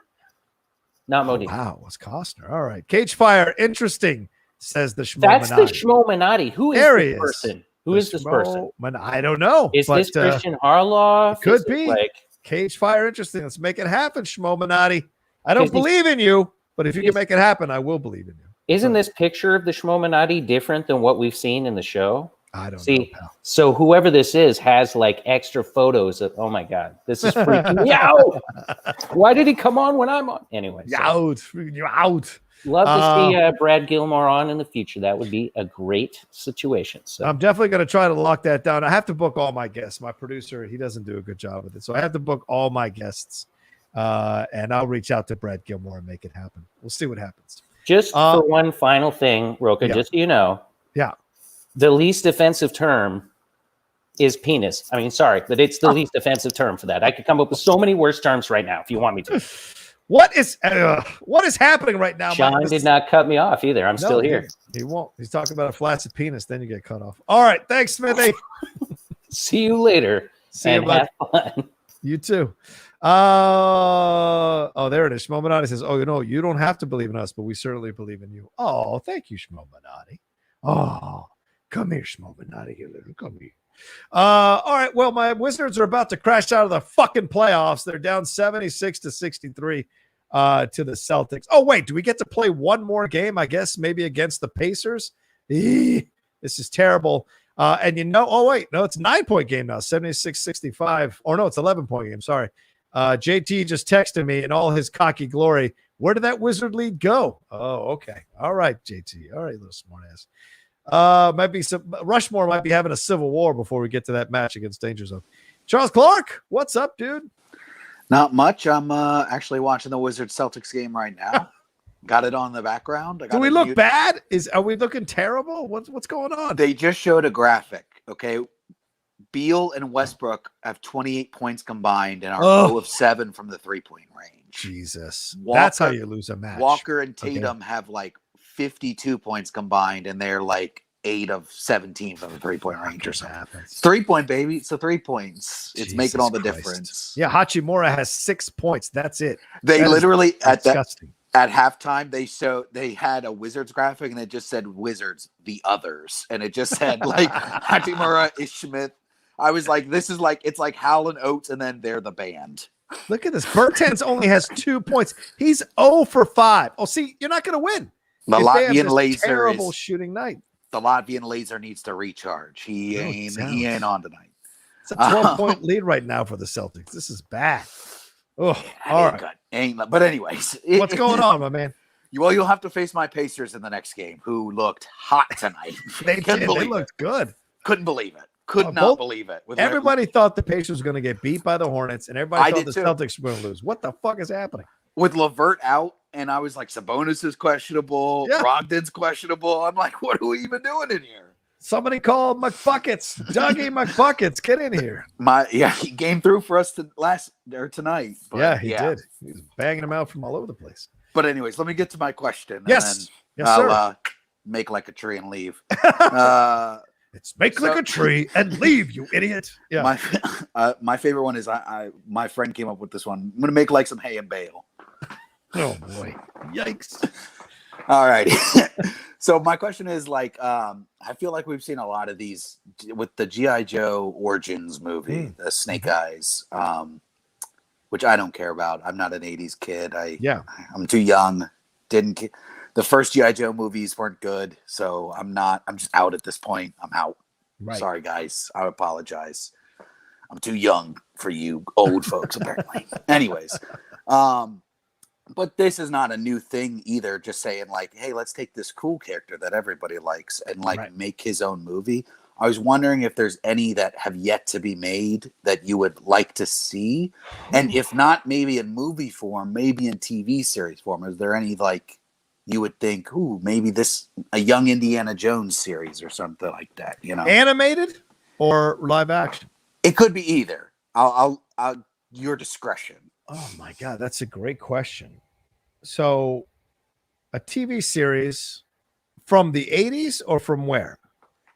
I'm saying like you could make a young, for example, I was thinking about like a young, like this, they're doing Obi-Wan instead of an Obi-Wan movie, they're doing an Obi-Wan mini or series on Disney Plus. You know what I mean? Mm-hmm. So anything like that. How about young Jesus? Kind of walking around, healing people. The tween. This is the they show him like right after like Joseph raises him to, there's that 20-year gap in the Bible. They just show that part. I want to see temperamental, moody Jesus. I want to see goth Jesus. Do you know, like all pissed off with the family and stuff? Oh boy, I'm not touching that. I didn't ask to be born, Mary. I was thinking, like, do that kind of stuff. I think it'd be hilarious. Yeah. Changing grades. I mean, it's all kinds of. No, I'm just being playful. Yeah. I'm a Christian, so you can't touch me, everybody. No, I think it would be interesting. I mean, wouldn't a young Black Panther series be awesome? Like T'Challa kind of seeing his father do his thing, and then what his role is in the society as a prince. The relationship with Lupita Nyong'o's character. How does that develop? Where was that situation? Did they grow up in school? I might actually say her would be more interesting, like her going from I've grown up in Wakanda this whole time to the point she reaches in Black Panther where she's like, no, we probably should be doing more to help these people. It's a great point. Help other people. You know what I mean? Absolutely. Seeing what her experience is like. Yeah, that's great in Wakanda. Like, okay, I've been told this all my life. And then I kind of step out a little bit as I go on these missions and I start to see a more global approach to the world. And that changes my point of view. Yeah, that's absolutely possible. I think that would be stellar to see myself personally. Yeah. I also probably wouldn't mind seeing, honestly, they would want to milk it. I don't know if I would want to see it, but it could be interesting. A young Tony Stark series. Because it's interesting because to see him go from like this kid who probably wants to do good to the point he reaches in Iron Man where he's just like full playboy. You know what I mean? Right. Something like that might be interesting. That's a great choice. I like that idea. I've always said we need a Leia prequel series as well. I mean, we absolutely need Leia on Alderaan prequel series. I mean, the comic book kind of had some adventures while she was before A New Hope. I think it's set a little bit before New Hope. So it'd be nice to see like someone cast as Princess Leia and all the shit she does on Alderaan and all the missions she goes on, the headaches she causes Jimmy Smits and Bail Organa rather, and his wife, because she's a headstrong young girl who believes she's a Skywalker, that she's maybe not a Skywalker, but certainly instinctively that she's built to lead. Yeah. And so what's that experience like? You know what I'm saying? And because she at such a young age, she's out there running spy missions, trying to escape Darth Vader. So is she being trained at a young age? It could almost be like Aquaman, where you have like Bail Organa has a guy who is training her to fight, and then another guy or girl who's training her how to do espionage and spy stuff. I mean, a young Leia, just call it young Leia. It would be badass. Just give me all the money. I mean, you get that glimpse in I've been rewatching Star Wars Rebels recently. Got back into that. And she has that one appearance in Rebels, which is great. Yeah. But to see like something before that where because that point she's like running missions. Yeah. She's a little green running missions, but she's still running missions. Exactly. But to get to that point. And I would like to see that as well. Yeah. Just putting it out there. It's possible. Yeah. All right. Am I pausing? Is that what's going on here? I think I'm pausing. So sorry, everybody, if I'm pausing. I apologize. But thanks, Charles. I appreciate it. Good to see you, my man. Good to see you too. Good luck. Yeah, much love, man. Thanks. All right, that's Charles. We'll see if my Wizards are going to face his Pacers. God help us all. God help us all. All right, let's bring in Aaron. Aaron, what's up, dude? How are you? What's going on? Oh boy, you're muted. Hold on. Technology. There we go. So, how you doing, man? Good, man. Good. What's going on with you? Oh, not too much. So everyone knows, or at least you know how I am. So where do you want me to start? Because, brother, I'm going to go to a 10. Okay. So do you want me at a 3 or do you want me at a 7 right now? I want you however the hell you feel like being, man. I got no So judgments here. let's talk about Rocky then. Who the fuck says Rocky 4 is a bad movie? I am not going to reveal people's names here. I want them to stay in the nation. So I'm not going to say any names, but there are people who are not the biggest fans of Rocky 4.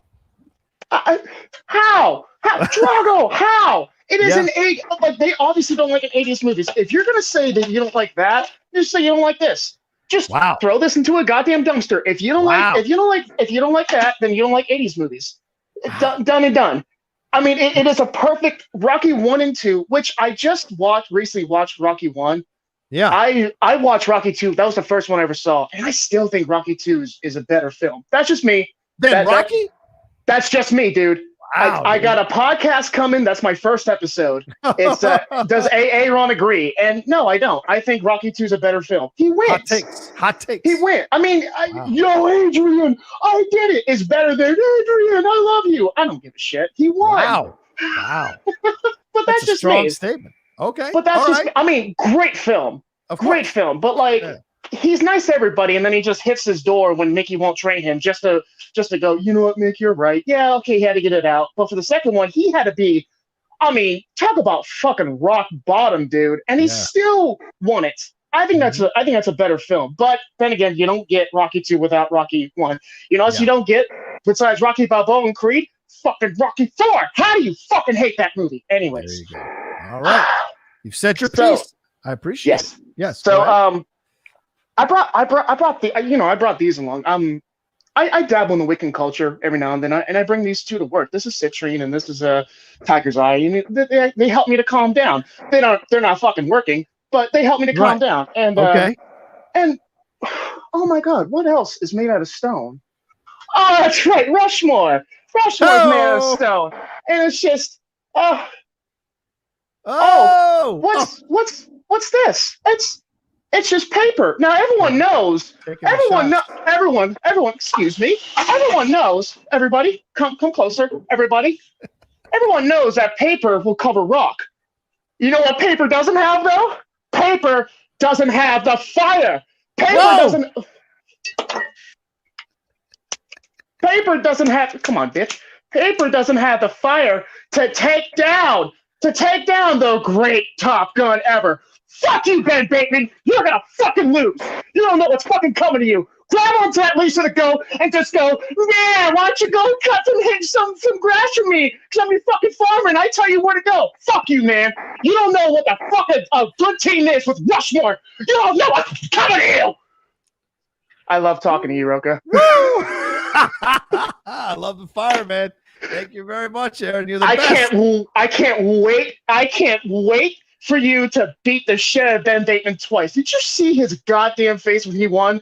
Oh my God, we won? Get out. When you guys won, you were just like, oh, another TKO? What's that, like 12? Oh, 3, but you know, who's counting? Whatever. Yeah. You got to let him play his game, my man. I appreciate it. Yeah, Chris Taylor. My God, Aaron actually brought the fire. Yes, he did. Real quick, sir, before I go off, I'll make this real quick. So Sure. I think it was during your post interview. You didn't say exactly these words, but it was just the energy I was feeling off of you. Yeah. So I asked you a bunch of times, you know, how do I get through depression and everything? You know, how do I just become a better person? I don't know what it was, man. And it could have just been my own thoughts manifesting of just your words off a blank slate.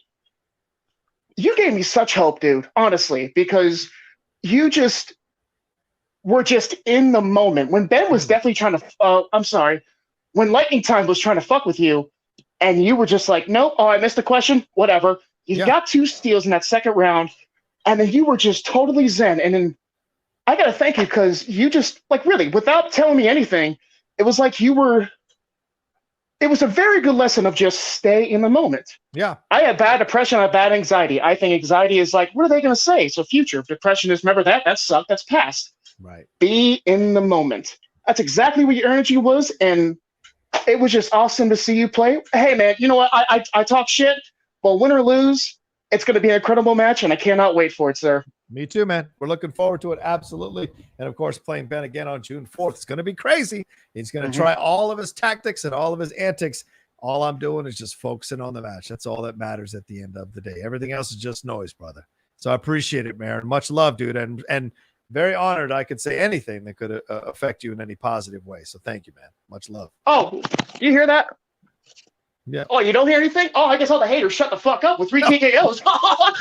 Have a good day, sir. No surprise. And there was Eric Lister, ladies and gentlemen. I wish my producer had that kind of energy. I wish my producer could bring that kind of fire. Literally. Anyway, let's bring on Sean Brennan. What's up, Sean? How are you? What? How are you, Brendan? What's going on? Oh, you called me Sean. I'm like, what? No, oh, sorry. How are you, Brendan? I am good. I will not go as crazy as Aaron just did on that one. Yeah. But if he wants to hear hot takes, I can give a few hot takes. Oh, I'm sure you can, man. I have no doubts about it. So what's going on? What's your question for tonight? So the Fantastic Four is still a ways off. And Emily Blunt kind of crushed the rumors. I still think it could just be PR or otherwise I'd tell her stop complaining and stop turning into Marty Scorsese. But then again, she did say if a really good part came her way, she might consider it. But I was wondering, in Fantastic Four, do you think that Reed Richards and Sue Storm could be or should be played by actors of color? Oh, as opposed to the Krasinskis, as it were. Right. Or what do you think about that? Overall, I think we're not going to get John Krasinski or Emily Blunt in the movie. I think, as you said, since we're such a ways off, I think they're going to be too old for what they want to do with the characters. And I don't mean that in a negative way. Right? No. The MCU in the new phase is skewing young, and they're skewing with the younger characters. That's true. And the newer characters like Moon Knight and what have you. But like Elizabeth Olsen is still in her early 30s. You've got the Young Avengers coming. And so you're going, and Tom Holland as Spider-Man. These are young characters. So to me, overall, I think what we're going to get is a younger couple that is going to come in. A multicultural couple, I would not be surprised if they went that route at all. Yeah. If they're the best people for the job, then I think, and the chemistry works and the setup works, then I think I would have no problem with a multi-ethnic Sue Storm and Reed Richards. Absolutely zero problem with that overall. Do you think that they should try Dr. Doom again, or just forget about him? Yeah, I kind of don't feel like Dr. Doom is the way to go, in my personal opinion. Oh, what's going on here? Are we off air right now? Oh, sorry. So this is weird. Up there. Yeah, this is weird. I guess my thing is super weird right now. Sorry about this. Sorry. Let me get back on here. Sean, am I still live? Oh, I think what happened is okay, there we go. All right, there we go. Back on this thing. Sorry about that.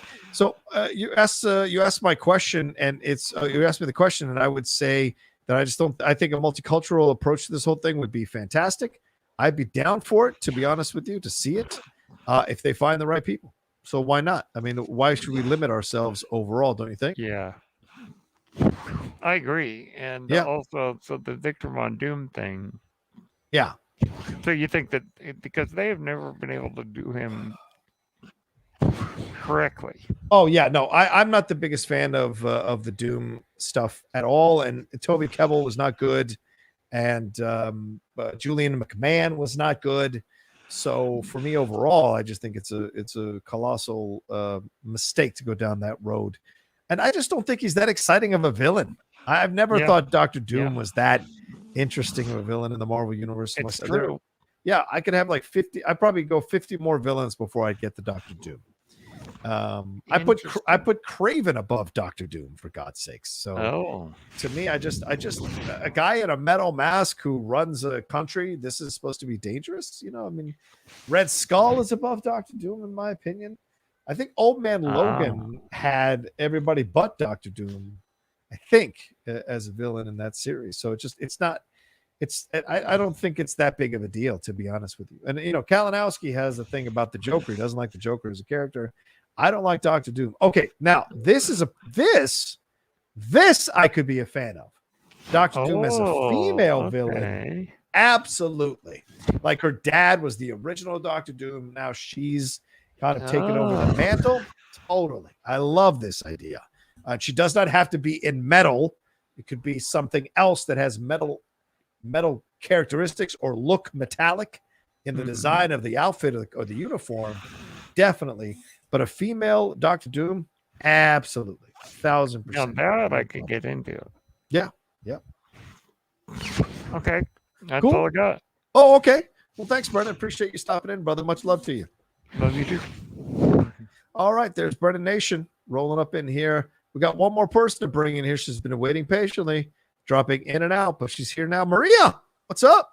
Dropping in and out. I'm working on my lighting. It's good lighting. I like it. Mr. DeMille asked me to. I'm ready for my close. Yes. Yeah, exactly. Ben Platt, by the way, won the Tony, and he was in Pitch Perfect. So he's he was the same so guy. that was him. Okay. Yep. Dear Evan Hansen. What did you think about the trailer? Did you watch the trailer? I watched the trailer. It's a heartbreaking play. I probably won't watch the film because I can't have a soft heart underneath this hard exterior. And I get really depressed about those kind of things because, but that's me. I choose to enjoy things that make me happy and not get, I saw Sophie's Choice cold and didn't know what it was. It killed me. Okay. I can't ever do that again. I like to know what I'm getting into, if you know what I mean. For a happy ending. Did he look too old for the part in the trailer? He didn't. They've done something to him because he looks young. And, he's 27, so he's going to be 28 by the time this thing comes out. And I just don't imagine. He's such a great person and a great singer, too. He had COVID last year. I didn't know that until just recently. Oh, shit. I didn't know that either. He recovered from it, but it took him a long time, I guess. Wow. But yeah, I love that You Will Be Found. I mean, that's a good uplifting song. It's just the rest of the play is just, oh my God. Yeah. So. Yeah, I've been told what the play is. I hadn't seen it, but I've been told what the play is. I think it would be good for you because you have that kind of empathy, that yes. We've mentioned before that you will probably get so much out of it that I am reluctant to delve into. Okay. Okay. Yeah. Okay. I'm too old for that kind of shit. So anyway, I'm about to die anyway. So why do I want to be depressed about it? I wanted to ask you, and this is a big question. Okay. Are you ready for the big question? Yes. I'm ready. Guest of the night. Okay. Yes. Well, what about opera? Have you ever delved into opera? I tried, just like ballet. You did try. Yeah. Oh God, I dated a ballerina. My first real girlfriend I ever fell in love with in the early 90s. Her feet were ugly. They're usually she was ugly a ballerina. Feet. Yeah. They work. No, they work so hard. I know. I don't they remember. Bleed. To be honest with you. Their feet are like horrible because but God bless them because man. Yeah. Walking on your knuckles with your toes, Jesus. That's true. We used to go downtown to DC and I tried to watch ballets with her and it was a struggle. Ballets are different. It's just not my jam. Gotta love that. Yeah. But opera, I don't understand what's happening. Like I can't understand the language. So well, I thought I might bring this to you. You were talking earlier about taking. I'm not sure who you were talking to. Frankly, I'm in and out because I'm having trouble with this camera thing anyway. Okay. But anyhow, you were talking to someone about what you took your mother to, or somebody's mother to, or someone talked about taking. Your I took my parents to see. The producers, but Rocha chimed in that he took his mom to see Sound of Music because it was her favorite musical. Right, I heard that part. I did hear that. Yeah. I took my mom near the end of her life before she got the Alzheimer's, which was 4 years of. It's tough. I don't want to think about it because it's like I lost her 4 years before she even went anywhere. Anyway, let's not talk about that. Okay. Anyway, took her to the opera, but you can go to the Metropolitan Opera in theater. Mm-hmm. On one Saturday a month, they televise a popular opera. Oh. And if you can stand, here's how I went into it. Okay, I went, okay, if this is going to suck, I can leave. There's popcorn. I surely can get an hour in, mm-hmm. And we'll see how it goes. And I saw Madame Butterfly. I've seen, oh God, so many the famous ones that but I can't think of any names. Don Giovanni? Did you see most Yes. Don Giovanni? Okay. And by the way, I live 45 miles away from Nathan Gunn, who's a baritone singer, world class, does Papageno for the Met every year. Okay. I've lost the name of the damn play. Mozart, Magic Flute. The Magic Flute. Right. And he did Don Giovanni over at the U of I, which is like 45 miles away from me here in Illinois. Right. And he's a professor emeritus or whatever, and he teaches there as well as being a Metropolitan Opera singer. And he's fantastic. I mean, just amazing what you can get for like $30, just 45 miles away from my house.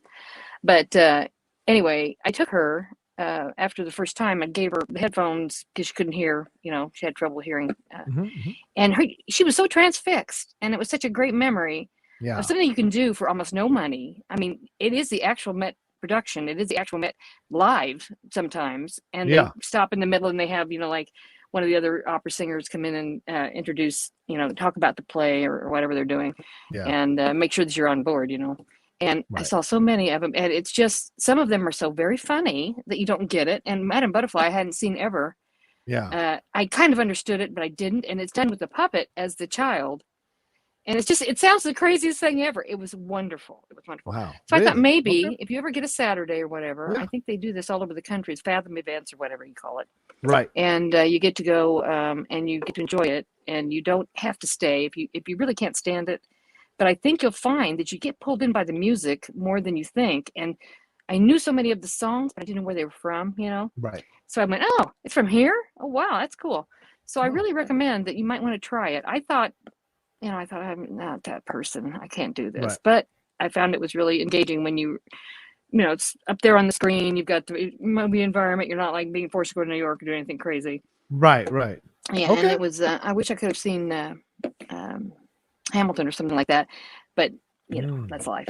Nobody could see that. I don't think so. You can see it on Disney Plus now. Yeah. I know. I've seen it a million times. I can sing it to you if you want me to. I don't think anybody wants that. And let's see, what else was I going to tell you about? Okay. I don't know. Something else was said. I really had nothing tonight. I'm coming down from my Killer Contessa persona, and I'm trying to get my act back together here and try to remember what I was going to tell you. I forgot. Anyway, we represented you the other day. It was quite funny. Oh, what do you mean? I don't know. I thought it was funny, but nobody else might have thought it was funny. So represented us? What do you mean? Well, I mean, we were on your, the Patreon. Oh, yeah. That was a schmodown, if you want to call it that. It was horrific. I admire you even more because I don't know how you pull that stuff sometimes. I found out yesterday, just thinking about it, I didn't listen to the question very well. That's the game. So I answered the wrong thing because I didn't hear the end. And then she said, I said that. I said, oh, you did? Oh, crap. I knew like two of them that I missed, but yeah, you could be so nervous you don't hear certain it's things. Heartbreaking. Yeah. It's heartbreaking. I hear you. So I just wanted to tell you thanks and spread some knowledge about opera. Dancing? No, I don't think so. I like square dancing. You ever done that? Did that in high school? When I was a kid in elementary school, I think I remember doing square dancing. Were you good at it? I don't remember, to be honest with you. I like it. A long time ago. Yeah, what do I know? Cool. Okay, that's all I got. I got nothing. All right, Maria. Well, thanks for stopping in. Much love to you. That's what I do. I try to, draw attention away from you. That's my job. Okay, I appreciate that. Oh, and by the way, if you ever see Kate Mulligan, that restaurant I was trying to pull when I last talked to her, it was Papa Do's. The fish place with the beans on the plate. Yeah. Papa Do's. All right. Yeah. I'll let her know. She'll remember it. Okay. Not me, the restaurant. Okay. Bye. All right. Thanks, Maria. See ya. All right. I don't know what's happening on YouTube, ladies and gentlemen. We have 6 people watching us right now, but there's way more than that in the chat. So I don't know what is going on. Thank you so much for joining us. Bryant Brawler, thank you so much for this donation. Very kind donation. It says, if any franchise can work, it's G.I. Joe, a motley crew of individuals trying to beat a multinational corporation. I'm hopeful that this Snake Eye movie is successful. The Fantastic Four do have other villains, and they aren't a typical superhero team, so have them be a team of explorers. Yeah, that's a good point. A team of explorers would totally work. Bryant, for sure. And, I agree with you on G.I. Joe, a motley crew of individuals fighting a multinational corporation. Yeah, I mean, the other 2 movies were just too much about swinging their dicks around and not enough about, laying the groundwork of the connective tissue of these of Joe. I mean, the one thing that you enjoyed about watching G.I. Joe is these people were actually friends. They were all friends with each other. So you had those kind of friend moments.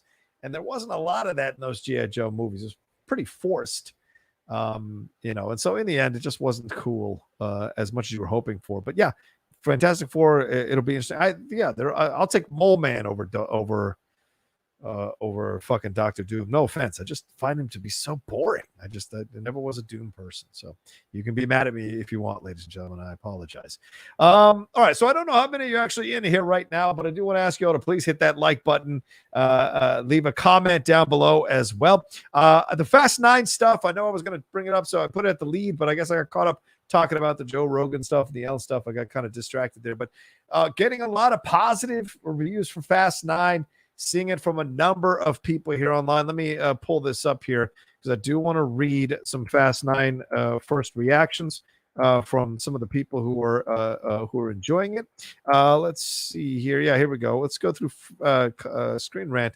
Let's see. Who is this? Eric Davis over there at Fandango says, I watched F9 today, and it's exactly what you hope it will be. It's the perfect summer blockbuster, massive, memorable action sequences with lots of humor, heart, family drama, super magnets, and they finally go to space. Of course they do. Longtime Fast fans will adore all the nods to previous films.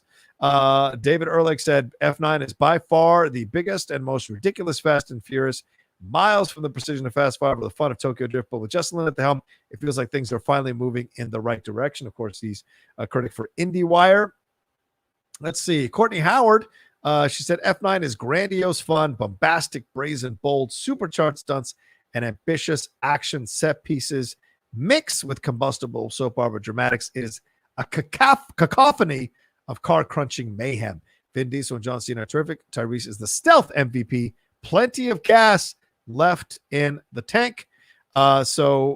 This is mostly positive reviews. There were some people like my brother Scott Menzel over in the Hollywood Critics Association who didn't think it was that good of a movie, so he had some negative feelings about it overall. Let's see if I can find Duralde, who's from the Schmodown, the Raps, Alonso Duralde said these films demand that you just roll with the cockamamie plots, and in return he said gloriously ludicrous and stridently melodramatic. F9 is fueled by its own goofy energy, delivering comically grandiose chase sequences and shameless fan service, all in the name of giving audiences an uncomplicated good time. Exactly. That's absolutely right. Uncomplicated.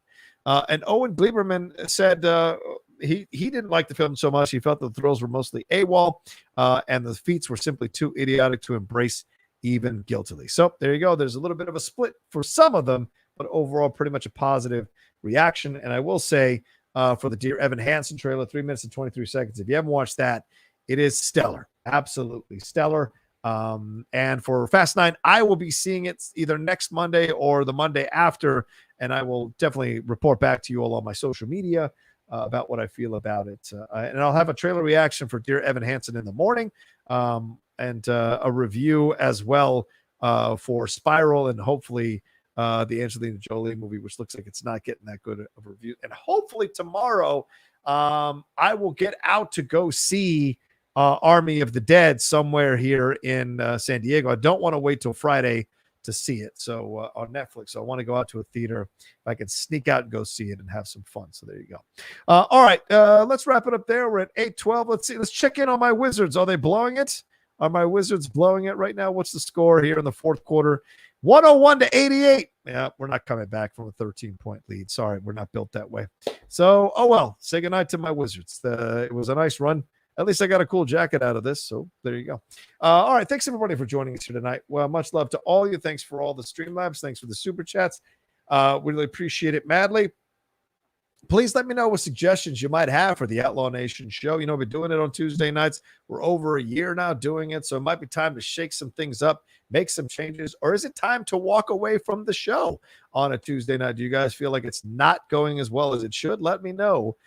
Certainly, I'm open to changing things, but I appreciate all the patronage you guys have given us here on the Outlaw Nation channel. Don't forget, tomorrow, a new Geek Buddies episode is dropping.